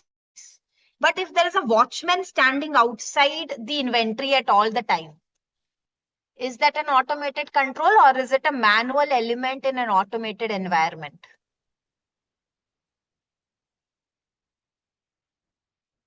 So, okay. Again, let's say that the system in bank has flagged 500 loans. Report has been created. Risk of NPA. Okay. So 500 loans. What do you all understand? What's an NPA? Do you all understand what's an NPA? Just understand it like that a loan that is creating the risk of not giving money. Defaulter. Yeah. Defaulter is the correct word. People who have started to default and not pay their EMI.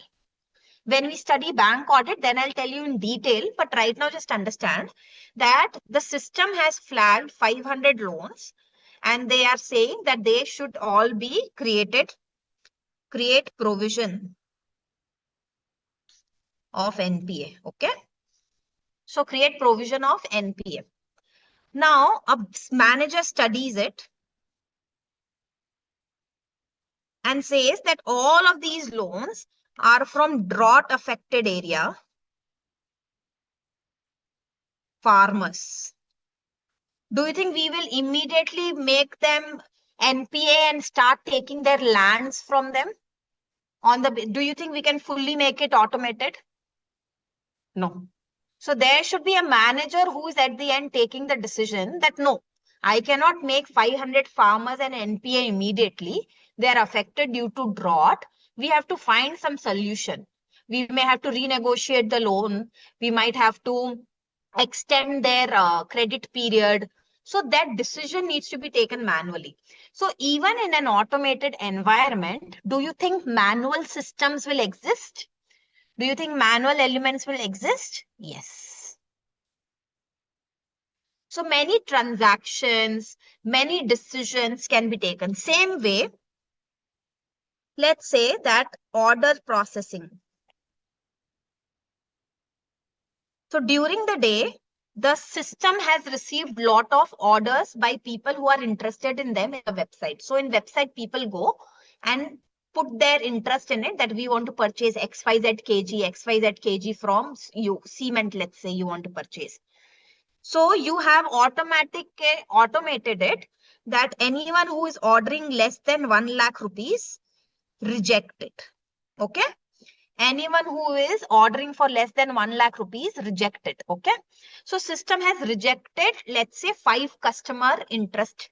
So at the end of the day, someone should see that reject report, yes or no? Every day, someone should see that reject report. What if someone gave an order of 90,000, but it was from a very, very important, prestigious customer, that if we are able to fulfill that customer and if he likes our products, we may get a lot of big orders in the future. Is it possible? So these are the examples of manual elements in automated environment. Okay. So come here. Manual elements in internal control may be more suitable when judgment and discretion is required. Okay. जहां पे judgment लेने की जरूरत होती है, discretion means सही या गलत. Okay. या सोच समझकर कोई चीज करने की जरूरत है. You have to apply your mind in some way.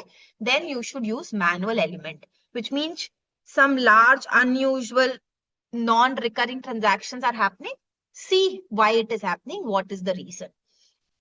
Circumstances where errors are difficult to define, anticipate, or predict. What did I tell you? We can create controls for only things that we can predict. Yes or no? COVID के लिए vaccine पहले से बनी हुई थी या बाद में बनी? कोई भी बीमारी की वैक्सीन बीमारी आने के बाद बनती है या पहले? For any kind of disease, for any kind of problem, any kind of plague, any kind of issue. Yes. So can we create controls for things that we can't predict? Can we ever create controls for things that we can't predict? Vaccines are an example. We can only create vaccine when something has already happened or we expect it to happen. Okay. Same way, where errors, we don't know whether it will happen or not, or how it will happen. So in my company, if GST is being applied for the first time, so I don't know how well my company will perform. So in that first year of GST, will I fully rely on automated, or will the management have a lot of manual verification regularly done? They have to do a lot of regular manual verification. Okay. It's not that they can keep automation, but they have to keep using manual elements. Okay.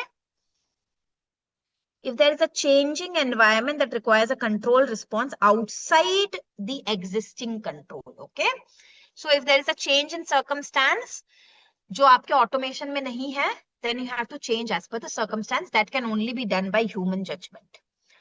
And in monitoring the effectiveness, controls को control करने के लिए, which means to keep checking that automated controls are working properly. Monitoring कैसे होती है? Manually.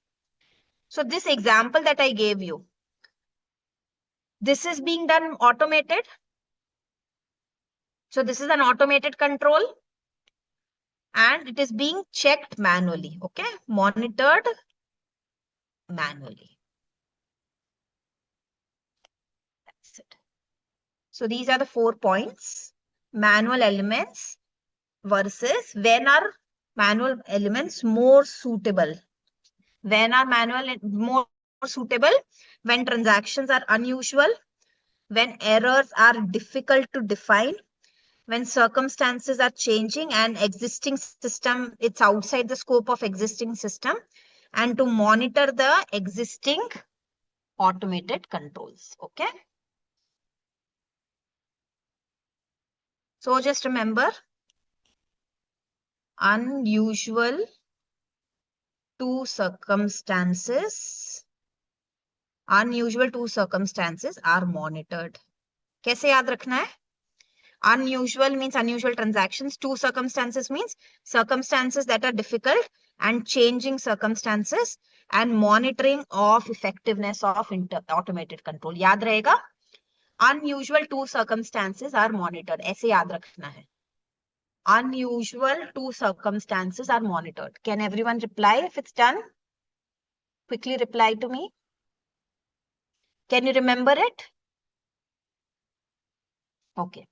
So here we studied when more suitable. Now we'll study when less suitable. When less suitable. So it is less suitable when there is high volume of recurring, repeated transactions jahan pe hai.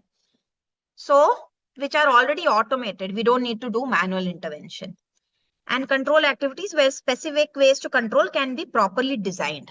जिस चीज को हम automate कर सकते हैं, जिस चीज को हम design कर सकते हैं, whatever can be automated, whatever can be designed, need not have manual control.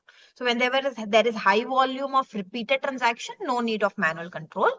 And when there is already a proper control system existing for something, there is no need for manual control. Okay.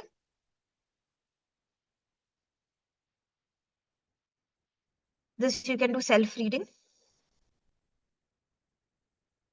Come here. It's just for reading. You don't have to memorize. I'll just tell 1 or 2 words. Okay. I'll just tell you 1 or 2 words. This is just to read. Prepare risk control matrices. What does this mean? It means that when we go for an audit, we can create this table. Risk pilferage of stock. Control. Watchman. CCTV. Like that. And remarks. Do you understand? Risk control matrix. It can have, of course, different formats, but just to give you an overall example, that when you are trying to understand an entity, you can create a RCM, that is risk control matrix, where you list down all the risks. Then you may mention what control should be there or what control is there, and then you can give your remarks. That is risk control matrix. Then another thing that I want to tell you is internal controls memo. What does it mean? So when I am verifying, so let's say this inventory genius software, okay? Invent genius software. Have I gone to audit Inventory Genius software? क्या मेरा purpose ICF inventory के software को check करना है? Is my purpose to check and evaluate and give opinion on software? No. But अब कुछ पता चला है, काम कर रहे हैं, I am trying to understand the entity and its environment, I come to know some things. Can I inform the management if I come to know some weaknesses? If I find some weaknesses और problems in the software, can I inform to them? So जब हम inform करते हैं उस letter को call, what do we call it? Internal controls memo. Do you understand? So when we inform, it's called as internal control memo, or you can even call it letter to management letter. Done? Okay. Data analytics for audit. We'll take a quick 5-minute break. Only 5 minutes, not 10 minutes. We'll take a quick 5-minute break. We still have a lot to cover. So we'll take a quick 5-minute break and be back. Okay.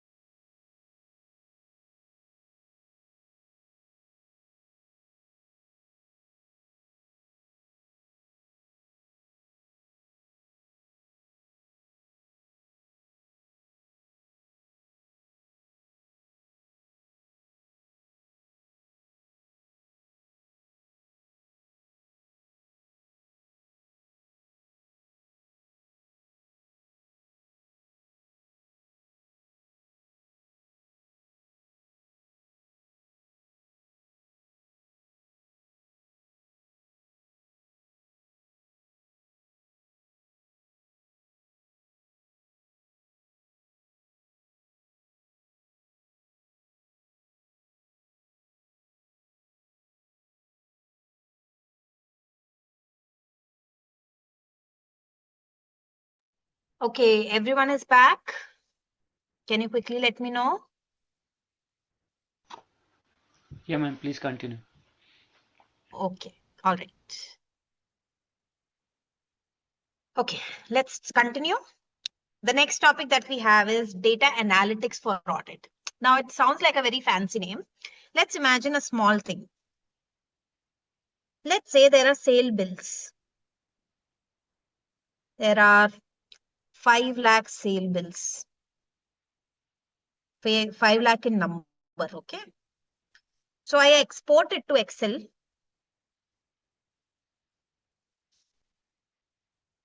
And all the 5 lakh bills come to the Excel. And now I analyze the pattern, the trend.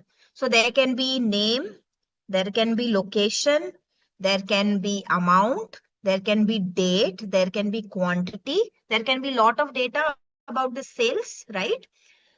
From which branch the sale has happened. So can I come to know through the sales data that which branch is doing the best sales? Yes or no? And which branch is doing the less sales? So let's say there's Cafe Coffee Day. Okay. Cafe Coffee Day. I am the CEO of Cafe Coffee Day. Let's imagine. Okay. And I get all my sales data of multiple outlets are there for Cafe Coffee Day. So can by analyzing that data, can I come to know that which Cafe Coffee Day is performing best and which is performing worst? Which needs more attention? So that is called a simple thing, data analytics. Yes or no? That is simple data analytics. If I give you my bank statements or my Google Pay, if I give you my Google Pay data, you can know my personality from it. How can you know my personality?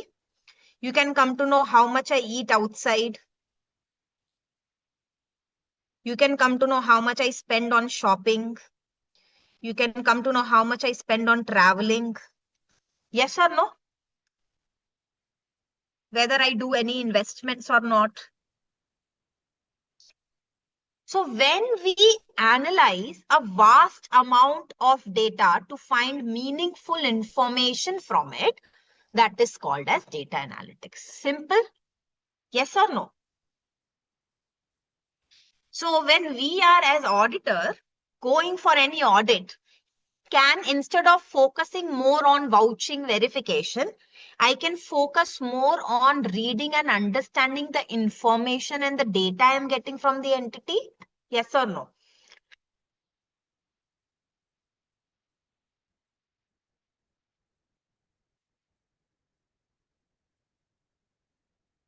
Yes, Navneet, I have never opted for it.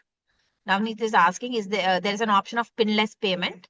I think, see, it's very subjective. It's an individual's judgment. I find it risky, so I have not opted for it. So even if it's a 100 rupee payment, I am putting my pin in it. Okay. So it is on individual's risk-taking capacity. So data analytics. In today's digital age, when companies rely more and more on IT system, the vast amount of data is enormous. Now, underline this part. The combination of process, tools, and techniques that are used to tap vast amount of electronic data to obtain meaningful information is called data analytics. This one you have to memorize. Okay. The combination of what? PTT. Process, tools, and techniques. The combination of processes, tools, and techniques that are used to tap vast amount of electronic data to obtain meaningful information is called data analytics. While it is true that companies can benefit a lot from this, it can also, even auditors can use these things and get results. So as an auditor, instead of checking each and every sale, if I do data analytics, I can find some patterns in the way the company is operating. Suddenly the sales are high in March only. Why are sales suddenly high in March? And then in April, there is a lot of sales return. If I find this pattern, what do you think is happening in the company? If suddenly there is a spike in the sales in March and there's spike in sales return in April, what does it show? What is it indicating? Yes, that the company is trying to inflate its sales figure at the year end. Yes or no? So there is some fraud happening. Okay.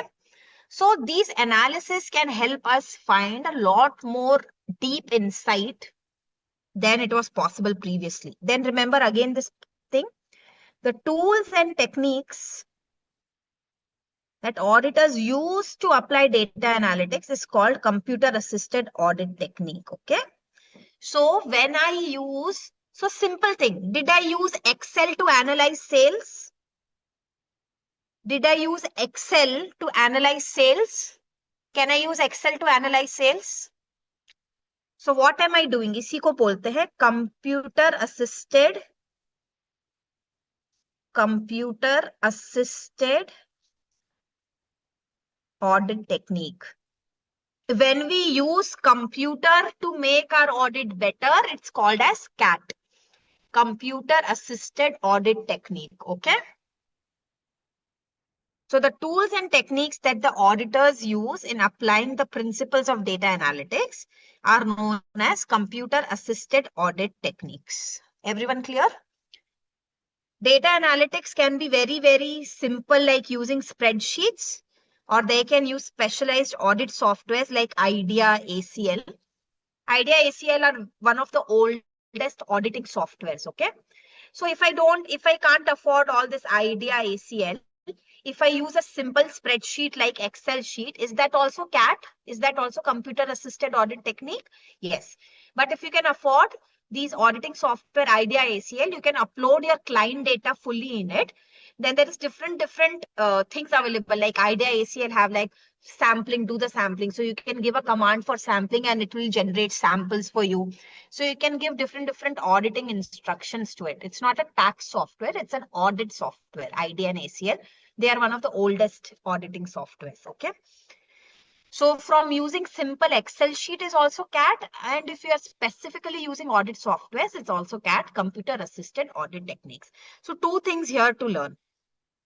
PTT, the combination of processes, tools and techniques that is used to tap vast amount of data to obtain meaningful information is called data analytics.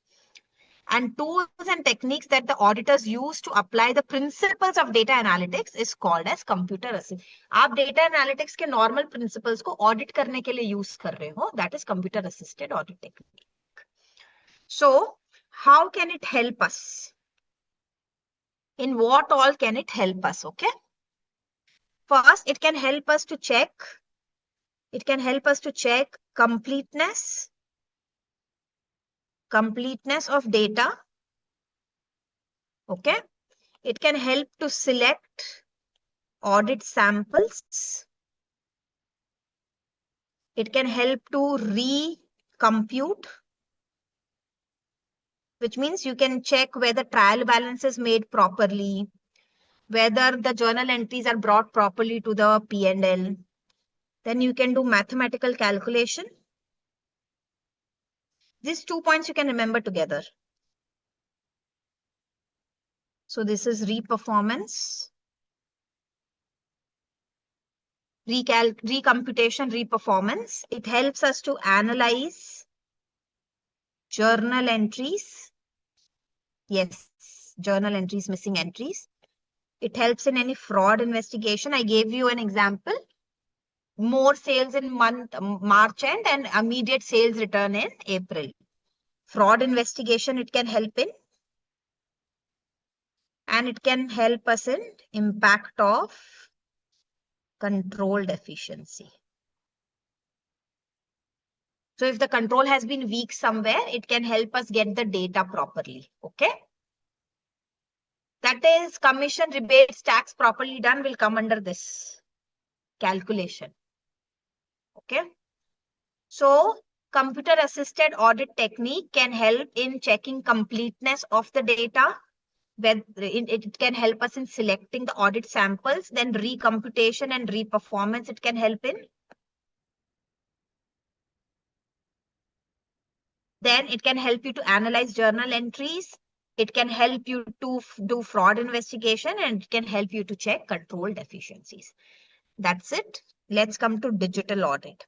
So digital audit, nothing, there is no points to learn in it. It's just a basic introduction that when we use new technologies, so companies are using technologies, because of that the way business is done is changing.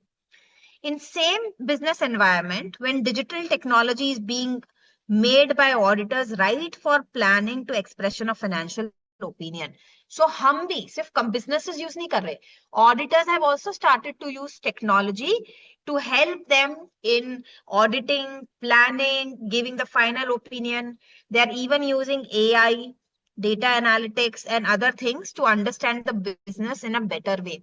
But do we have to be careful if we are using AI and all to do our audit work? There's a lot of ethics and privacy thing involved. It's not that we shouldn't do, but we have to be careful about how much data we are giving. Confidentiality should not be breached of the client. So we have to be careful when we are using this technology. But if we use it in a correct way, we can pay more attention to areas requiring more focus. Is there anything to learn in this? You tell me. आप खुद ही बताओ. Anything to learn in this? Anything to learn, or this is just for knowledge? It is for you to have basic knowledge that today, in today's day and age, auditors are doing digital audit. You will have more in detail in CA final. Okay, अभी सिर्फ नाम पता होना चाहिए. इसको very very important mark करो.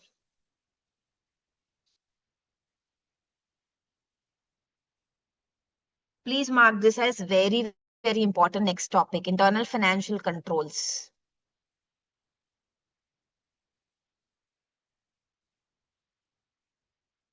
Okay, chalo, let's see what it means.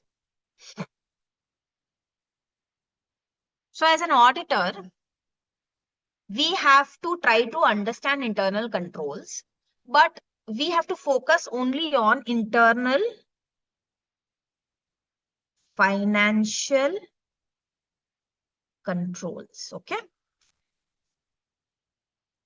Now, Companies Act 2013. Companies Act 2013 places great emphasis on the proper implementation and proper reporting regarding IFC. So they want that it is properly implemented also.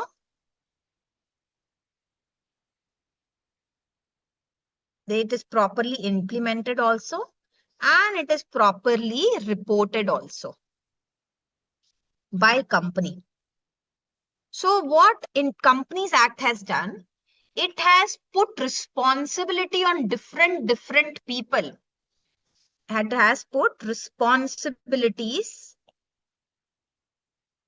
on different people to give report on internal control system. See, मैंने आपको पहले बताया कि in general we are not required to specifically give comment on internal control. Yes or no?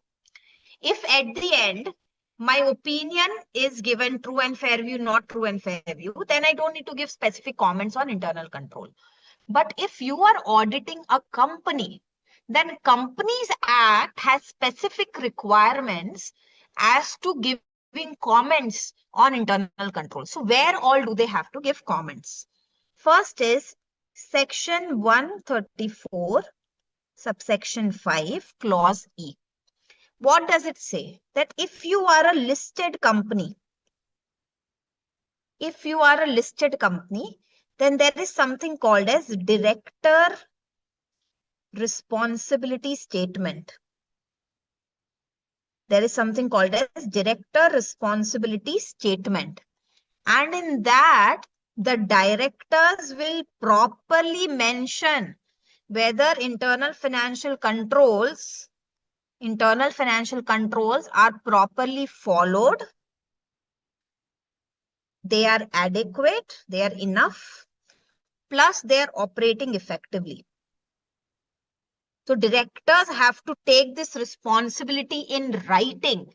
What is it? Where is it given? Section 1345E. 1345E. Repeat with me. आपको पता है phone numbers कैसे याद होते हैं? Do you know how phone numbers are remembered? it is always in the form of a song. आपको एक तरीके से याद रहते हैं, आप उसको गा गा के याद करते हो, which means there is a flow to it. Okay, there's always a flow to it. If you'll try to remember, अब मैं आपको example कैसे दूं, मेरा number तो नहीं दे सकती. So this is just that if you try to remember anyone's number, you will see that you remember number in a certain way. Okay, so the way I am telling you, उसको वैसे बोल के याद करना है. You have to say it and remember it. 1 3 4 5 E. ऐसे ही flow में 1 3 4 5 E. Okay, 1 3 4 5 E. What does it say? Listed company director responsibility statement. Directors have to give a statement that the internal financial control were adequate and they are being operating effectively. First point clear? 1 3 4 5 E. Next is 14331. 14331. 14331. Okay. So 14331. What does it say? I know it's I, but remember it like a Roman letter. 14331. Okay. So 14331 क्या बोलता है? What does it say? That auditors report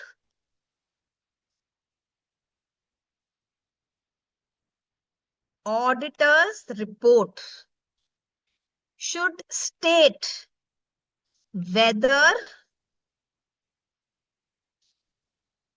the company's internal financial controls were in place plus operating effectively. But do you think I have to do it for all companies? Small company, 10,000 rupee, 2 lakh rupee turnover, 3 lakh rupee turnover, 10 lakh rupee turnover. So what is the eligibility? This is not applicable to a private company,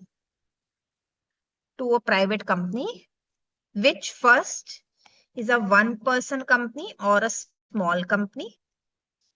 So does auditor have to give this statement in his report for OPC and small companies? No. Second, he need not give this turnover if turnover is less than 50 crores and aggregate borrowing at any point is less than 25 crores. Okay. So this is not applicable to a private company. If it is a one-person company or if it is a small company. Choti companies, I don't need to give a comment on whether the IFC is properly working there, or not. And if you are a private company whose turnover is less than 50 crores and aggregate borrowing at any time during the year, ek din ke liye bhi, even for one day, it should not be more than 25 crores. Okay. So aggregate borrowing at any point of time from banks and financial institutions or any body corporate. Okay, so let's repeat. First, whose responsibility it was? First, kiski responsibility thi? To comment? Directors. 134, 134, 5E. Okay. Listed company, directors in director responsibility statement have to give a comment whether the system is working adequately and properly. Second, we'll repeat. 143.3.1. Auditor has to give a comment in his report that whether internal control system is properly in place and it is operating effectively or not. But which companies we have to give this comment? You have to give this comment only in other companies other than following. Which companies we don't have to give comment? If it is a private company. And which kind of private company? If it's a one-person company, do I have to give comment on internal financial control? No. If it's a small company, do I have to give comment on internal financial control? No. If the turnover is less than 50 crore and joint condition and borrowing at any point is less than 25 crore, do I have to give comment on internal financial control? No. Now is it clear? Borrowings from whom? Banks, financial institutions, any body corporate, which means if you have taken loans from a bank, from an NBFC, or even another company. So this should not exceed 25 crores for even one day, for even 1 hour. Everyone clear? So auditor also has to give comment as per Companies Act we are studying. Okay. Third, who has the responsibility to give comment? 17747. 17747. Okay, 17747. What comment? Who has to give comment? This comment is to be given by audit committee. Audit committee has to specifically evaluation of internal control plus risk management system. So audit committee of the company. Obviously, if audit committee is not applicable to you, this clause is not applicable. You will study in company law that there are certain conditions. वो conditions fulfill होती है तभी audit committee की requirement आती है company में. So if there is an audit committee in your company, then they have to give a comment on the internal control and risk management system. And lastly, 1498. 1498. Okay, 1498. Who is it for? Independent directors. Independent directors. Okay. So independent directors also have to give this requirement as per Schedule 4 of Code for Independent Directors. Code for Independent Directors. So what is the code saying? They have to satisfy themselves on integrity of financial information and financial controls plus system of risk management are robust. Robust means active and defensible means they're doing their job. So what do independent directors have the responsibility? That as per Schedule 4 of their Code of Independent Directors, they have to satisfy that whether all the financial information appear to be correct and the financial control and the risk management system are properly working. So there are 4 responsibilities given by Companies Act. Which are the 4 people? 1345E. 1345E. किसके लिए? Directors and director responsibility statement. Then 14331. Okay, 14331. किसके लिए? Auditor के लिए. 14331 auditor. Then 17747. 17747 for whom? Audit committee. And lastly 1498. 1498, it is for independent directors. You have to memorize this completely. You have to memorize this fully and completely. Do you think you can do that? Do you think you can do that? Fully and completely, this needs to be memorized, okay? So I'll repeat it one last time. Firstly, tell me whose all responsibility? Directors of listed companies, auditors, audit committee, and independent directors. For the first one, that is the directors of listed companies, what is it? 1345E. 1345E. Okay. For auditors, it is 14331. Okay. 14331. Then for audit committee, it is 17747. 17747. And then for independent directors, it is 1498. Of course, when you write it, please remember the clauses. It is 134 subsection 5 clause E. So all section numbers are 3 numbers. Okay. After that, whatever it is, it will be clause or subclause. So 1345E, 14331, 17747, and 1398. 1498, sorry, 1498. Okay, that's it. Very, very, very important. I have finished everything. Okay, this is as per Companies Act. This is as per Companies Act. So I finished everything. Now, documenting the whole risk. So whenever an auditor is documenting, you have to document all the discussions that happened between engagement team. You have to document all the key elements of understanding regarding entity, its environment, internal control components, sources of information, risk assessment procedure. You have to document all the identifying and assessment of risk of material misstatement at financial statement level and assertion level. All the risk identified and controls that you found.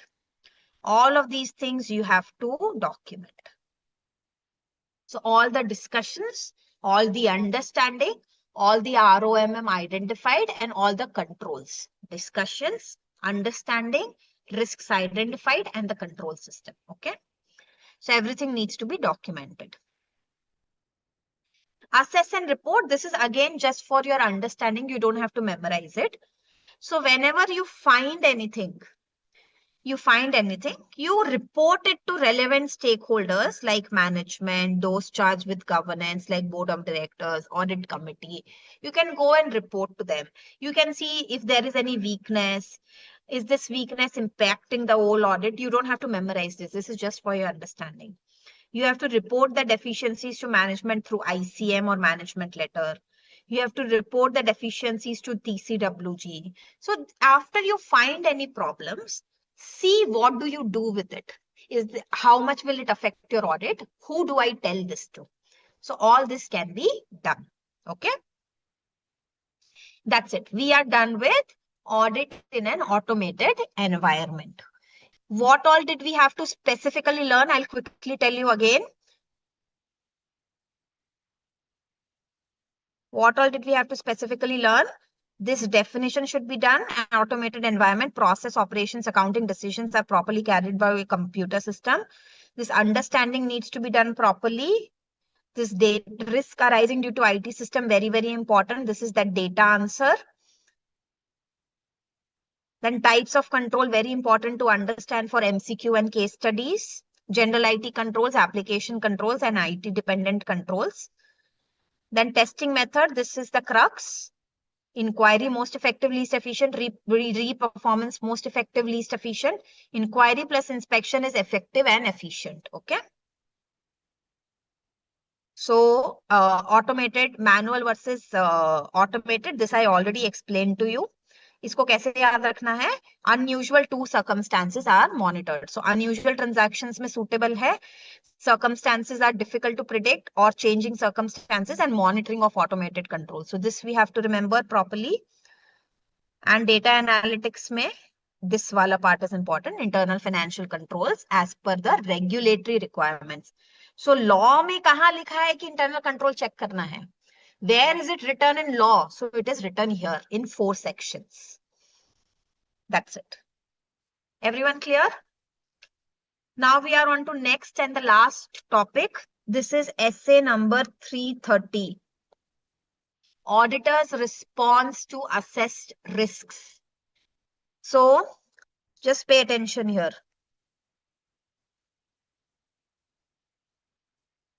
Auditor's response to assessed risks. Okay. So after you have found the risks, means risk assessment is over. Then you have to do test of controls. You have to do test of controls and substantive procedures. Substantive procedure means detailed checking. Test of controls means checking the control system. Substantive procedure is of 2 types. Test of details and substantive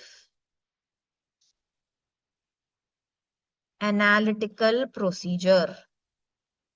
Then test of details is again of 2 types. Test of transactions, that is vouching. P&L items को जब हम check करते हैं, that is vouching. Test of balances, that is verification. usually asset and liability items. So if you look at it, after we have found risks, after risk assessment is finished, you have two ways to go. You'll check the controls and see how many risks are actually creating possibility of misstatement. So यहाँ से क्या पता चलता है? Possibility of misstatement and nature, timing, and extent of substantive procedures. So test of controls, when we do, we come to know how much substantive procedures I need to perform. So if during test of controls, I find that the controls are very weak or they have a lot of deficiencies, I will have to do more substantive procedures. And if during test of controls, I find that the control systems are really working well, then automatically I have to do less substantive procedures. So test of controls decides that how much substantive procedure will happen. Then substantive procedures you do two ways. Test of details, that is vouching and verification. You pick up items, you pick up salaries, you pick up tea expenses, conveyance expenses, purchase expenses, transportation expenses, wages, postages, printing. You pick up the expenses and you start checking. So that is vouching. Verification means you take assets, daters, capital, loans, and you start verifying them. Analytical procedure means you start doing ratio analysis, trend analysis. Ratio means you are checking current ratio, debt equity ratio, you are checking NP, net profit ratio, GP ratio. You are comparing current year results with past year results. All that is called as analytical procedures. So this will help you find evidence regarding misstatement. This will help us find evidence regarding misstatement. Everyone clear? So if I have to give you a summary of essay number 330, 330 का नाम क्या है? What is the name? Auditor's response to assessed risk. So what are the two responses we can give to? Test of controls and substantive procedures. Okay. So I have created a small, quick flowchart for you so that we can do it properly. So essay 330, auditor's response to assessed risks. So there are two main objectives of this essay.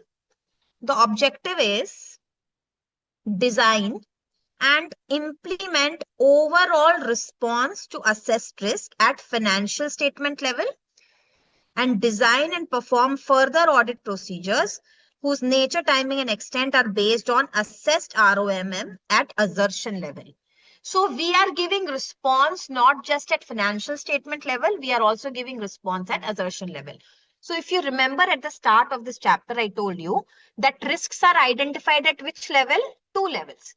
Risks are identified at assertion level also and financial statement level also. So of course, when we are giving response to risk, then of course we are giving response to risk by performing audit procedures at financial statement level also and at assertion level also. Everyone clear with this much? ये जो ऐसे है वो थोड़ा wordy theory type है. Conceptually it's very clear, but it has little wordiness to it, so that it will take some time for you to get hang of the language. So language will take a little effort and a little practice and little repetition. Okay. ROMM I have been saying for 8 lectures now continuously every day. ROMM. Can other students tell what is ROMM? One student has asked. What is ROMM? Everyone, quickly type and let me know in the chat box, please. What is ROMM?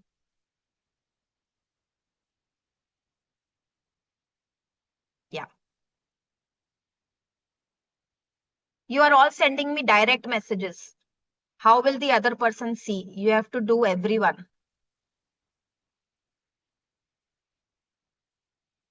All of you have sent. Oh, that is not available. Okay. So the other person can't see actually.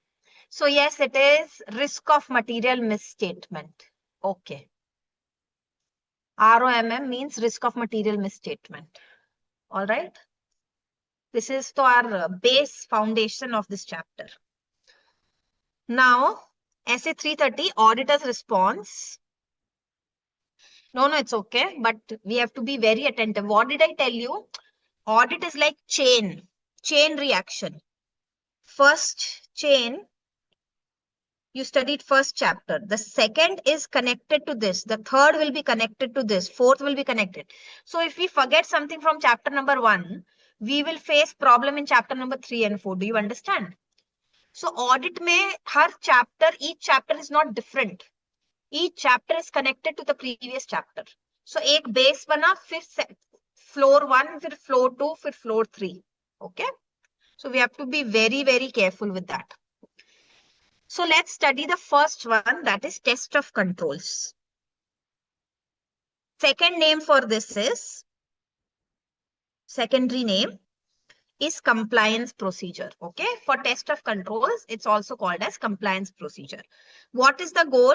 That we have to obtain sufficient appropriate audit evidence regarding operating effectiveness of the controls. So what is the purpose of doing test of controls? I want to see the effectiveness of control system. When do I have to do this? When do I have to do this? First, if there is an expectation that controls are operating effectively, and if auditor intends to rely on operating effectiveness of control to determine nature, timing, and extent. So if I want to rely, if I want to have some support of internal control system, then I first have to do test of control. Yes or no? अगर मैं test of control पे rely करके आगे audit करना चाहती हूँ, तो मुझे क्या करना पड़ेगा? Test of control. So if I want to rely on control system so that I can decide how much substantive procedures to be performed, first I will have to do test of controls. Substantive procedure alone cannot provide sufficient evidence. Is it enough to only do substantive procedure? सिर्फ vouching verification करके पता चल जाएगा? No. So substantive procedure alone is not enough. That is why you need to do. So when do we have to do test of controls? When auditor intends to rely on the operating effectiveness of controls to determine nature, timing, and extent of substantive procedure. And substantive procedure alone cannot provide sufficient evidence regarding aggression level. I'm using all these short forms to just quickly explain. Will you use the short forms when you're writing an exam? This is just for explanation, okay? So let's do test of controls more properly.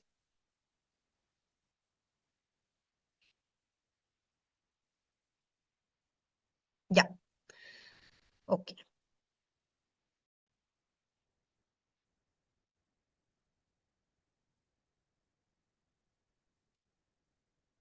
Designing test of control. So this I have made the whole test of control into this flow chart for you. So test of control. Designing test of control and performing means you have to perform other audit procedures like inquiry. Means you have to ask these questions. So I want to know that whether your inventory related control I can rely on. So what questions I will ask? Whether these controls were applied at all the important times during audit, whether they were applied consistently, means ek din chala, ek din nahi chala, no. Whether they were applied consistently, by whom they were applied, and by what means they were applied. So what are the 3 questions I will ask to see whether I can rely on the controls? So I have to do inquiry and other procedures. What will I ask? I will ask whether controls were applied at all the relevant times under audit, whether they were applied consistently, who was applying them, and how they were applying it. So let me get these details. And whether the controls were tested upon other controls. It means whether these controls impact was tested, that how it is impacting the other control system. So can sales control system affect my inventory control system? Can my sales control system affect my inventory control system? So that also we need to study, that how one control system is being properly applied and whether test controls to be tested dependent upon other control systems and whether they are functioning properly or not. Okay. So if I have to do the test of control in designing and performing test of control, auditor has to perform other audit procedures like inquiry and others by asking these things. So please remember this as an answer. It can be, you can see this in your book. I'll show the book also.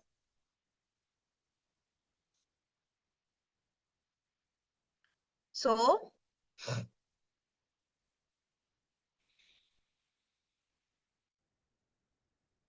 in performing, see, can you see this whole answer? So in designing and performing test of control, auditor shall. So this is the answer. This you have to remember. Okay. Next.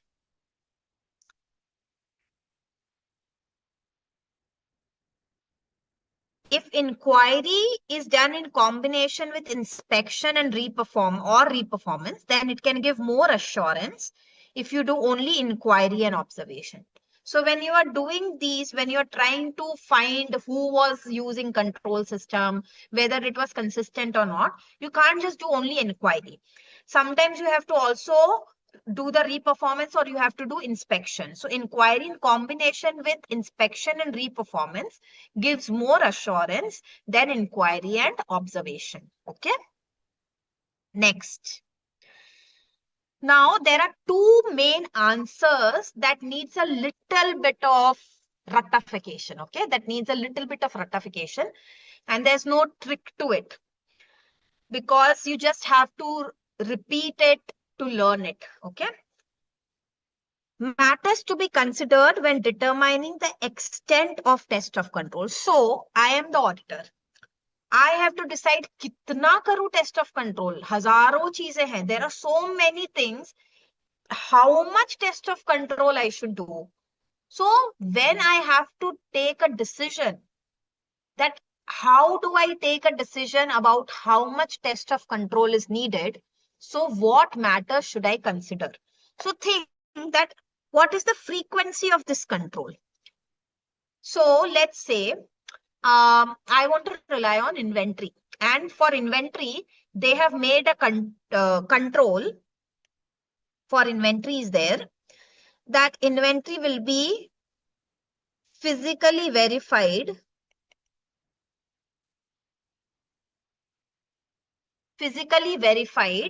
with system. So agar system mein, if in system it's showing 100 packets of Maggie, it needs to be checked whether actually 100 packets of Maggie are there or not.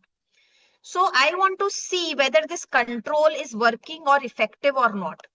So I have to ask first question, how frequently you are doing this? So how many times you are doing this? You are doing it once in a week. You are doing once in a month. You are doing once in 6 months. Where there is more risk, tell me. Where is the most risk? कहाँ पे मेरा काम ज़्यादा बढ़ जाएगा? Where is my work going to increase? The 6 months one. Yes. So the first question we should ask when we are trying to decide whether I can rely on this control system is how frequently it happens. Okay. Then length of time during audit period that auditor is relying, which means is this something that is going to affect your whole audit? Is this affecting my whole audit? Whole period of audit, does it affect? Yes, because inventory is a moving item. So it can affect my whole 1 year financial year of audit. So length of time during audit, which I am relying on this control. Then expected rate of deviation. आपको क्या लगता है जब inventory को physically verify करा जाए इस type के कंट्रोल सिस्टम में कितनी पॉसिबिलिटी है गड़बड़ होने की? That is called as expected rate of deviation. So do you think that the expected rate of deviation is high or low? Expected rate of deviation can be low if there is proper control. And if the proper control is not there, it will be high. So if I give you this information, Navneet, Karan, I give you this information. that inventory verification is the person is changed every time. Same person cannot go down and do it every time. So what do you think? The deviation risk increased or decreased? If I tell you that each time a separate person does it, decrease, because possibility of collusion is gone. It decreases. Then if I tell you we have created an app, and anyone who goes for inventory tallying has to record and take pictures directly in the app. Now tell me, risk of deviation increased or decreased? My expectation that rate of deviation has decreased. So the third thing that helps me to decide is how much deviation am I expecting? How much deviation am I expecting? Then what kind of evidence I can get regarding this control? Do you think I can find proper evidence regarding this? If it's done in an app, can I see the app reports? Can I find proper evidence? But what if there was no inventory verification app and someone went and made the form manually? Is that evidence reliable? Is that evidence reliable? No. तो इस situation में मैं test of control ज्यादा करूंगी कि कम करूंगी? So what kind of evidence I am getting regarding the control system? And how much evidence I am getting from other control system? Which means if before doing this inventory control verification, I have already done production control verification, sales control verification, finance control verification, and those all were very solid, very good systems. Will it affect my view of inventory system? क्या मैं inventory system पे ज़्यादा rely करूंगी? Yes. So if by doing other test of controls, I have gotten strong evidence, can it affect my procedures regarding test of control? Yes. So what is the question? Matters to be considered by auditor to decide how much test of control should I do. So it depends on the frequency of the control, length of the audit period, expected rate of deviation, evidence that I'm getting regarding this control, and evidence that I've gotten regarding other controls. Is everyone clear? One more time quickly.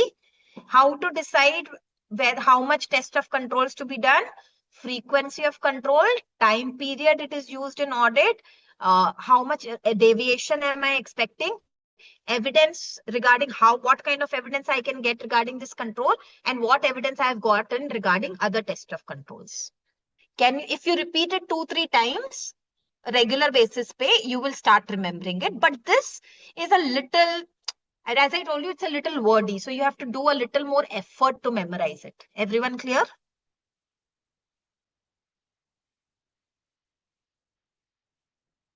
Okay. What to do? Specific inquiries when deviation from controls are detected. अगर controls में समस्या मिली, if I found problems in deviations, what is deviation? Control had to do this, but it did this, which means it did something else. So this becomes the deviation. Okay. Deviation means what it was supposed to do and what it has actually done. It has deviated from its work. That is called as a deviation. So if in controls you found some deviations, you have to do some specific inquiries. What inquiries? Whether TOC has been properly performed, provide basis for reliance on controls. Whether any additional test of controls I need to do. Whether there is any additional potential risk of material misstatement that I will have to rely during with substantive procedures. So what do I do when this happens? So as an auditor, if I find deviations from controls, the auditor will decide whether the test of controls that I have done is proper, whether I need to do more test of controls. and whether there is so much risk of material misstatement that I might have to do more substantive procedures. So do these things in your head after you have detected any deviations. Next. Now, let's say I am auditor of an entity and I am auditor since past 4 years. I have already used their internal control system and studied their test of controls many times. Okay. Now I am in my 5th year of audit. Can I use the test of controls I did in my past years in 5th year? First, tell me this. If I am already an auditor for many years and I already did test of controls in the first 2-3 years in detail, do I still need to do it again? So that depends. That is our next question. Can we use audit evidence regarding test of controls in previous audits? In what situation can I use audit evidence obtained in previous audit? So if I want to use some evidence regarding test of controls I did earlier in previous audits, can I use it in current audit? So there are conditions.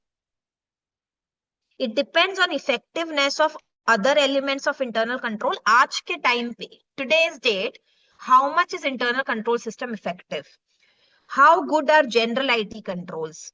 How good are internal controls and its applications by the entity? अगर ये चीजें आज के time पे हमें सही दिख रही है, effective लग रही है, so we can use previous audit evidence.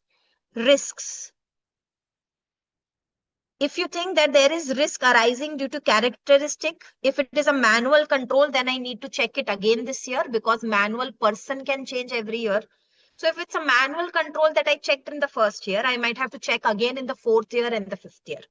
But if it's an automated control that has not changed, then I can make a decision accordingly.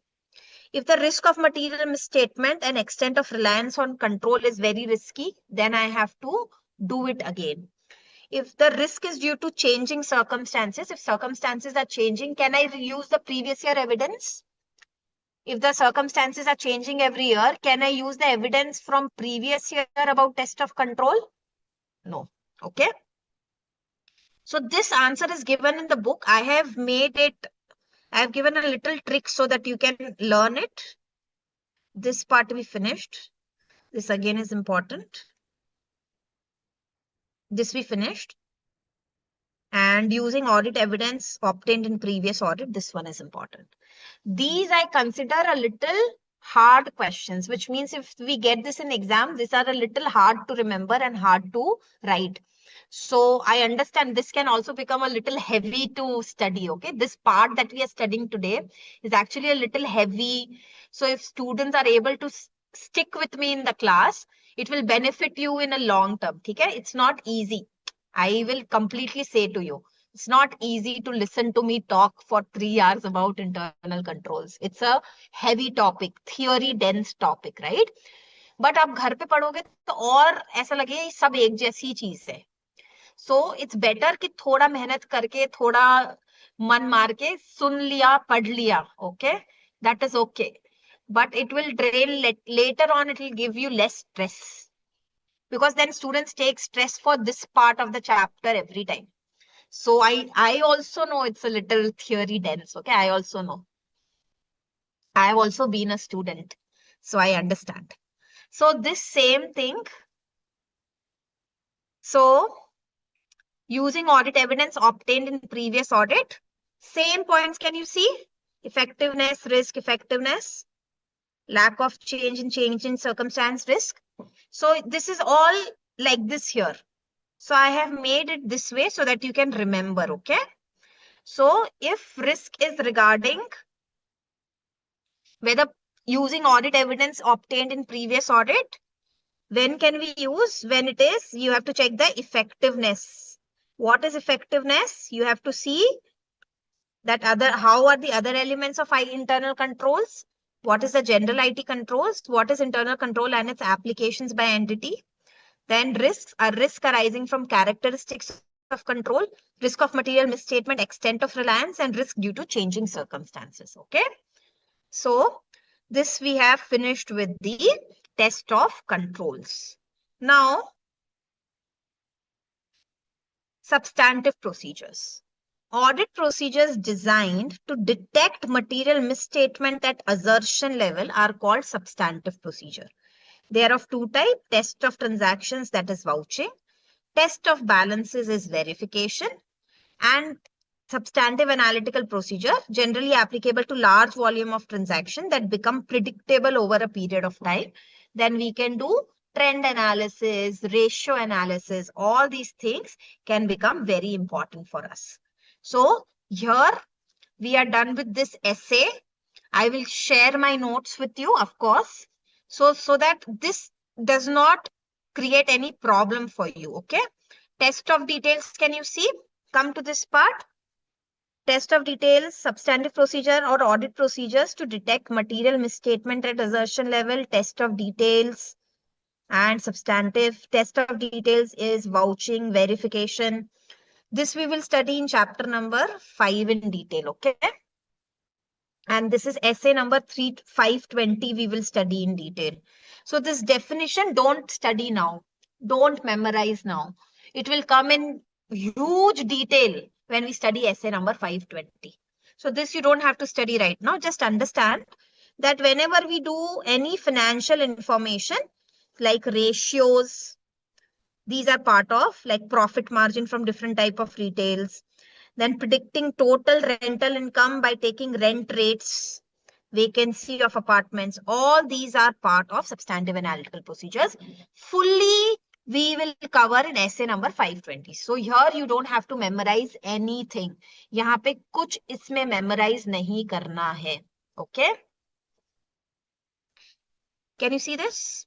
Auditor's response, test of control, substantive, test of details, substantive analytical, this and this. So this whole thing that we did, auditor's response to assessed risk and test of controls, we are done with the chapter. Do you want to see a few demo questions? Do you all want to see a few demo questions? Questions कैसे पूछे जाते हैं? Okay. I have a few demo questions for you. See.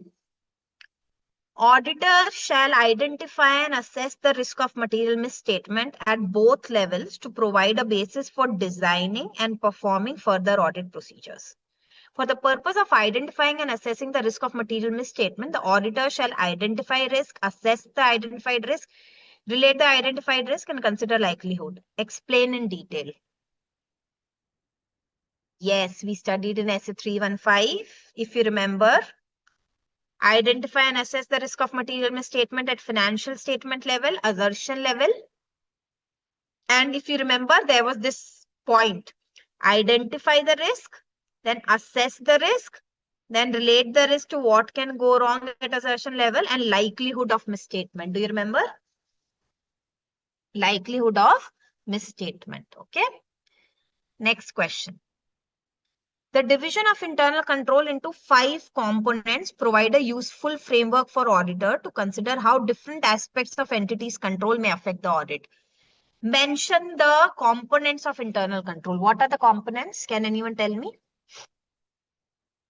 What are the components of internal control? Quickly tell me.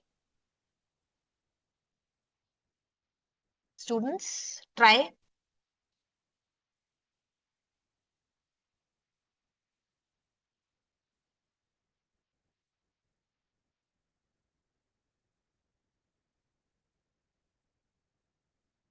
What are the components of internal control?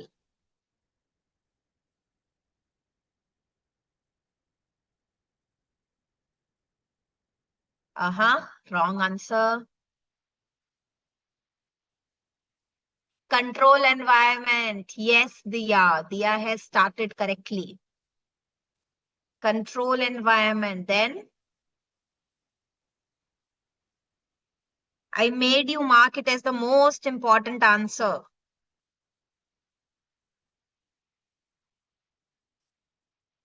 Components of internal control. I told you that in this chapter, that is the most important thing. And if you look at previous year papers and all, that is really asked a lot. Does not mean this will only be asked, but it's an important thing. Components. entities risk assessment process, information system and communication, control activities, and monitoring of controls. Okay, this is the question.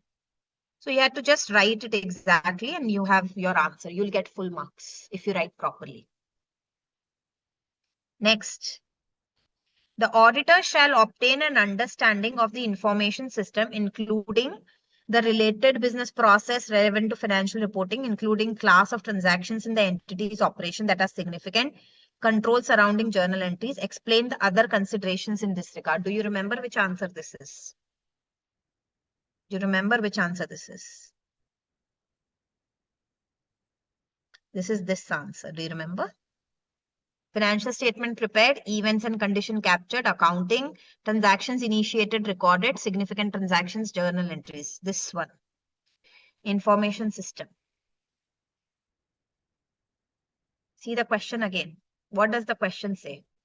The auditor shall obtain an understanding of information system. The information system. Obtain an understanding of information system. Explain all the points. It's just asking you to write all these points. Understood? Quickly tell me yes or no. So you don't just have to see, you have to recall it. So slowly, slowly you will get that, okay? Once you revise it. Next.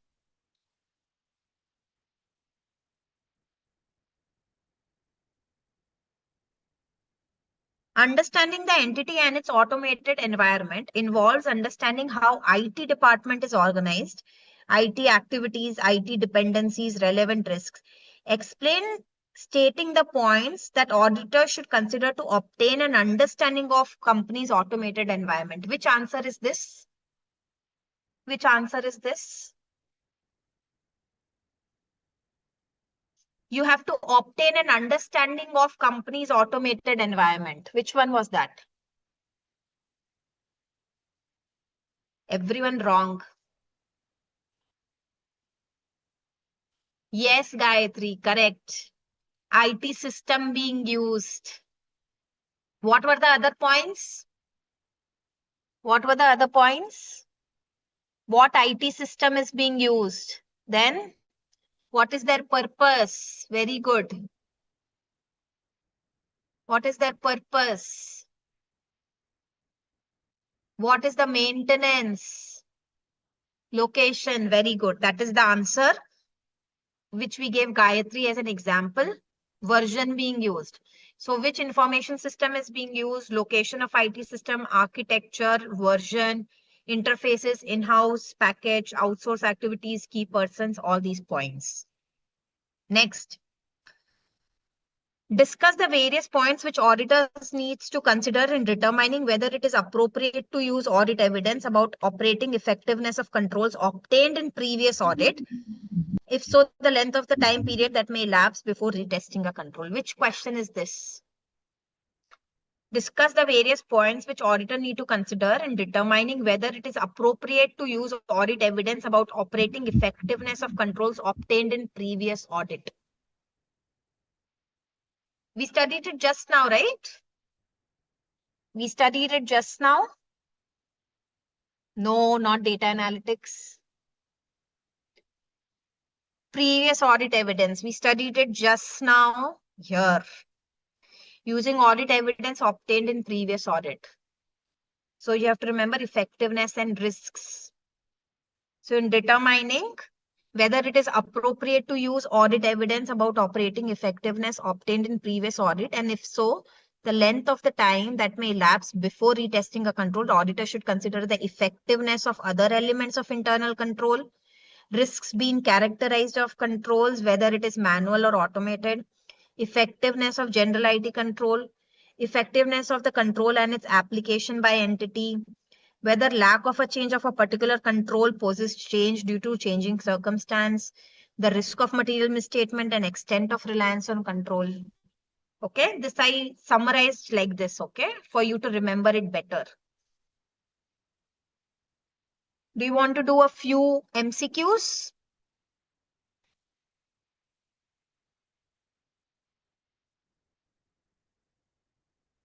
Okay. Tools and techniques that the auditors use in applying the principles of data techniques is called as tools and techniques that the auditor use to apply the principles of data analytics is called as, quickly tell me.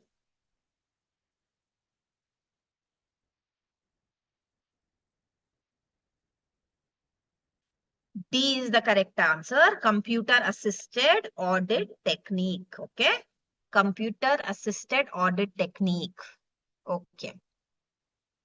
Applying dash gives the most effective and efficient audit evidence using audit testing methods. Applying dash gives the most effective and efficient. This we studied, right? Effective and efficient inquiry in combination with inspection. Where did we study this? We studied it just here.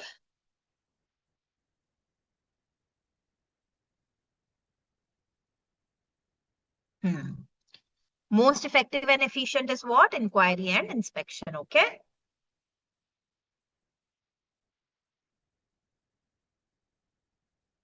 Then you have to read this carefully.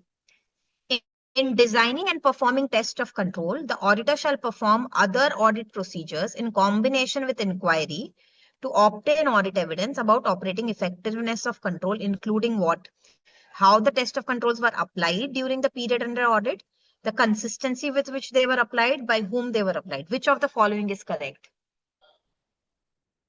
Okay. Which of the following is correct? All three is correct. All three is correct. Because the assessment of risk of material misstatement takes account of internal control. This study a little carefully.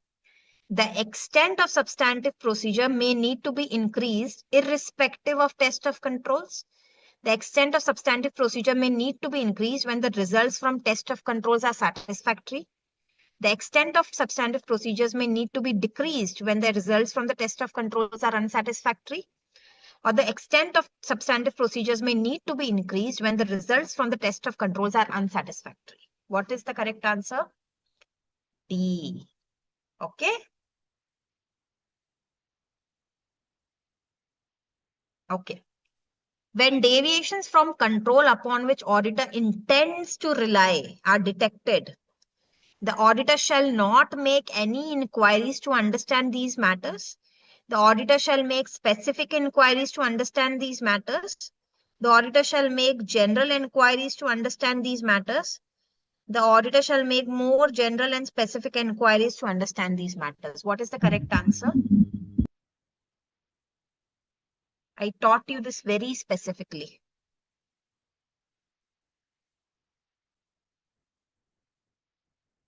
Can you see? Now, what is the correct answer? Now, what is the correct answer?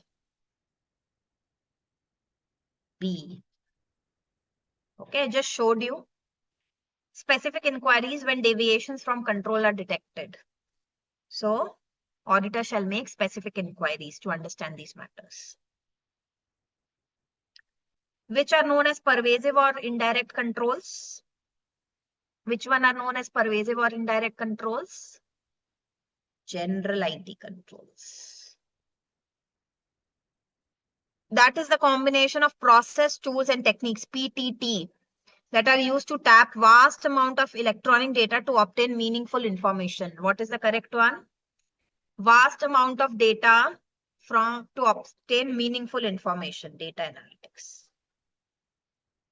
All right. That's it from my side today. I have tried to give you a trick for almost 95% of the answers in this chapter. This chapter is a theory heavy chapter, okay? So I have made and shared tricks with you for almost 95% of the answers. This chapter will take time and energy and dedication but it will also be very useful.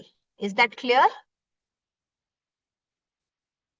You need consistency in audit. Yes, Manisha. See, you are all able to at least solve the MCQ, na? Which means conceptually it is clear. For memorizing, I have already given you tricks. So you just need to keep repeating and revising the tricks, right? So जितना आप repeat करोगे, revise करोगे, उतना effective रहेगा. But this chapter is again an important thing. Okay. So no chapter we can leave out in audit, because if you don't understand third chapter, you won't understand fourth chapter. If you miss fourth chapter, you won't understand fifth chapter. Okay. So yeah, it's a bit bookish. Yes, you have to be very okay with the language. Okay. So that's it from my end. All the best. Study properly. Thank you and good night. All chapters are correlated, Maithili, in module 1. Okay. Bye and good night, everyone. Technical team, we can end the lecture now.